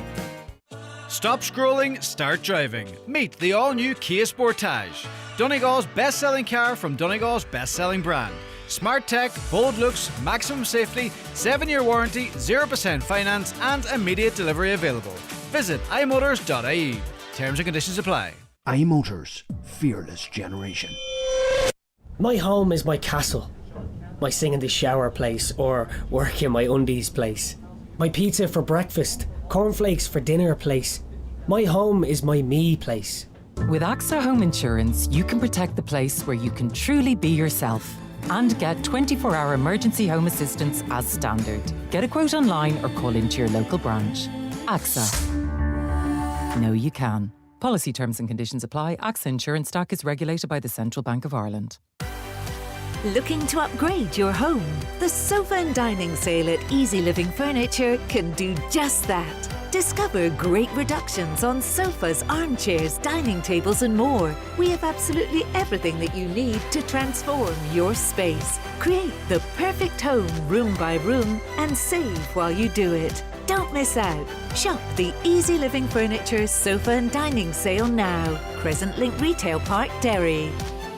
Highland Radio weather updates with McElhenney's. Looking for the perfect outfit for an upcoming event? We have new occasion wear styles arriving every week. Visit us in Ballybuffet or shop online at mcelhenneys.com. So, cloudy and wet today with outbreaks of rain. Heavy at times with some spot flooding, so be careful out on the roads. It'll be breezy with moderate to fresh northeasterly winds. Cold this afternoon, temperatures dropping to 2 to 6 degrees. It's going to get cold tonight with frost and some icy conditions, temperatures -1 to +2. And tomorrow, a cold day, 3 to 6. Mainly dry though on Friday, -4 to +1. And we're going to see rain then on Saturday, which will bring the temperatures back up to 3 to 7. And then wet and windy for a time on Saturday night, if you don't mind. Chris Ashmore is host of Highland Radio's Business Matters podcast. Good morning, Chris. Good morning, Greg. Great to have you in on the show. Let's get some news. The ATU, they have secured quite an important mark. Yes. Now this is called it's called Trust Ed Ireland. It's a mark. It's a quality, a standard. We might be aware of various Q marks and various certifications. Now this is important insofar as it gives it added credibility, particularly on the international scene. It's a national quality mark. It recognises institutions that are demonstrating excellence in the third level field. So Dr. Orla Flynn, the president of ATU, she has commented on this, and she says that it signals to students and partners worldwide that ATU is a trusted provider of high quality education. So good to see that. Cross-border treatment is an option for some. Kingsbridge Medical are one of the players in that space. Yes, now this is a private company, Kingsbridge Medical. They're actually having an open day on the 17th of February. That's next Tuesday in Cashlanore in Annagree from 10 o'clock to 5 o'clock. Really looking to inform people in West Donegal about the cross-border healthcare services. Now, you don't have to have private health insurance to avail of some of these services because there are various treatment funds there. Some of them are up to 100% reimbursed by the HSE. There's a planned healthcare system in the north. So look, if you want to find out more, that's an open day, and if you go along there, they can perhaps answer some of those questions, and maybe you can get something done that at the moment you think is a long way down the road. Yeah, and good to get all the info to make sure there aren't any little pit holes, plot flaws, whatever it might be. Interesting survey on money. Savings. Yes. Now, Monzo, this is a digital bank which recently launched in Ireland. Like your Revolut, people will be aware of the whole trend towards digital banking, and they've done a survey of 1,000 adults. 65% of Irish adults, according to the survey, are determined to save more this year. Now, this is a significant part of the survey. Around a third of them, of people, have money in the bank in deposit accounts which earn zero interest. Now, if you shop around, the interest rates aren't high, but you can get up to about 2.5%, 3%. So better to be getting some return than to be getting none, because your money's losing value with inflation if it's just sitting there and not earning any interest at all. So they have launched that survey. The survey showed a third of us have no money, no savings, and many of us, it's around about £1,000. When you look at the fact that Irish household savings in Irish banks and other banks reached 170 billion That's a lot by 2025. Yeah. It's actually amongst a fraction of the population, even the sort of rank and file population, not just three rich fellas, right? Yes. But it just goes to show, if 2/3 of the country have little or no savings, 1/3 has 170 billion euro in savings. Lot of money. Would you lend us a fiver? Right, let's hop on to the business, onto the Business Matters podcast. And who do you have on with you this week? Well, this week I've been speaking to Anthony Hutton, who is a co-founder of a company based in the Inishowen Innovation Centre in Buncrana. The company is called Subterranean Software. Now, it specialises in software for drones that operate underground. So particularly useful, and as I found out from him, look, we have numerous pipes under the ground, sewers of all sorts, water mains, storm drains, and when there's a blockage or a leak, there can be a lot of problems. Well, if you can identify, I mean, you're obviously going to need people to get down there, I presume, but if you can get down there and identify it and assess what work's required, very efficient. Absolutely. And traditionally, and we know what a manhole is and its name, because you go down through a hole, health and safety implications. And one of the problems is what's underground isn't always mapped out that well, because a lot of the cities across the UK go back to Roman times. So the company has big potential here. We have a number of clips, and the first clip, Greg, he basically tells me about how, using the software, they can resolve issues underground. There's a lot of problems with the drains and sewers in our cities, and, well, in every part of Ireland and all over the UK. Invariably, drains and sewers are older than the cities that are on top of them. Some of them are very old, but even the new ones need to be maintained. So there is a general problem, which is, what is the condition of the things that are underground? The things that are underground are generally forgotten about quite quickly, and then they break, and then everybody has to remember them. So the idea is to survey the drains and the sewers to understand the condition and preemptively fix them. And Chris, you have a second clip. Yes, now this second clip, he explains how they're working with a drone manufacturer, Good Friday Robotics, who are based in Derry and also Portugal, and also about the huge potential that exists for the business. We have a strong customer in Good Friday Robotics, and they came to us with some aspects of the overall problem.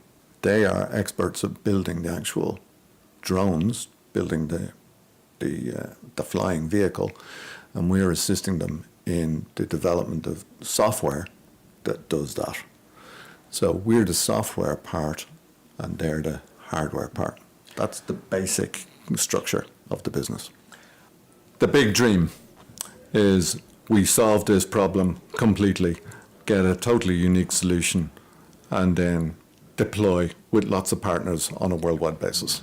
There's a good few problems to solve before we do world domination, but that is certainly, that's the big picture, that's the aim, is to understand this problem and perfect solutions that enable people to deliver better drain surveys, safer, faster, and yielding better information results than current technologies allow. There's a guy backing himself. I can't wait to hear more of that. It's all on the podcast, available very shortly on the Highland Radio website and also on Spotify and iTunes. If you wish to subscribe to it there, just search Ad Business Matters. You will see it. And it's broadcast on Sunday, Chris. On Sunday after the 6 o'clock news. Okay, and if anyone wants contact with you? It's businessmatters@highlandradio.com. Have a great day.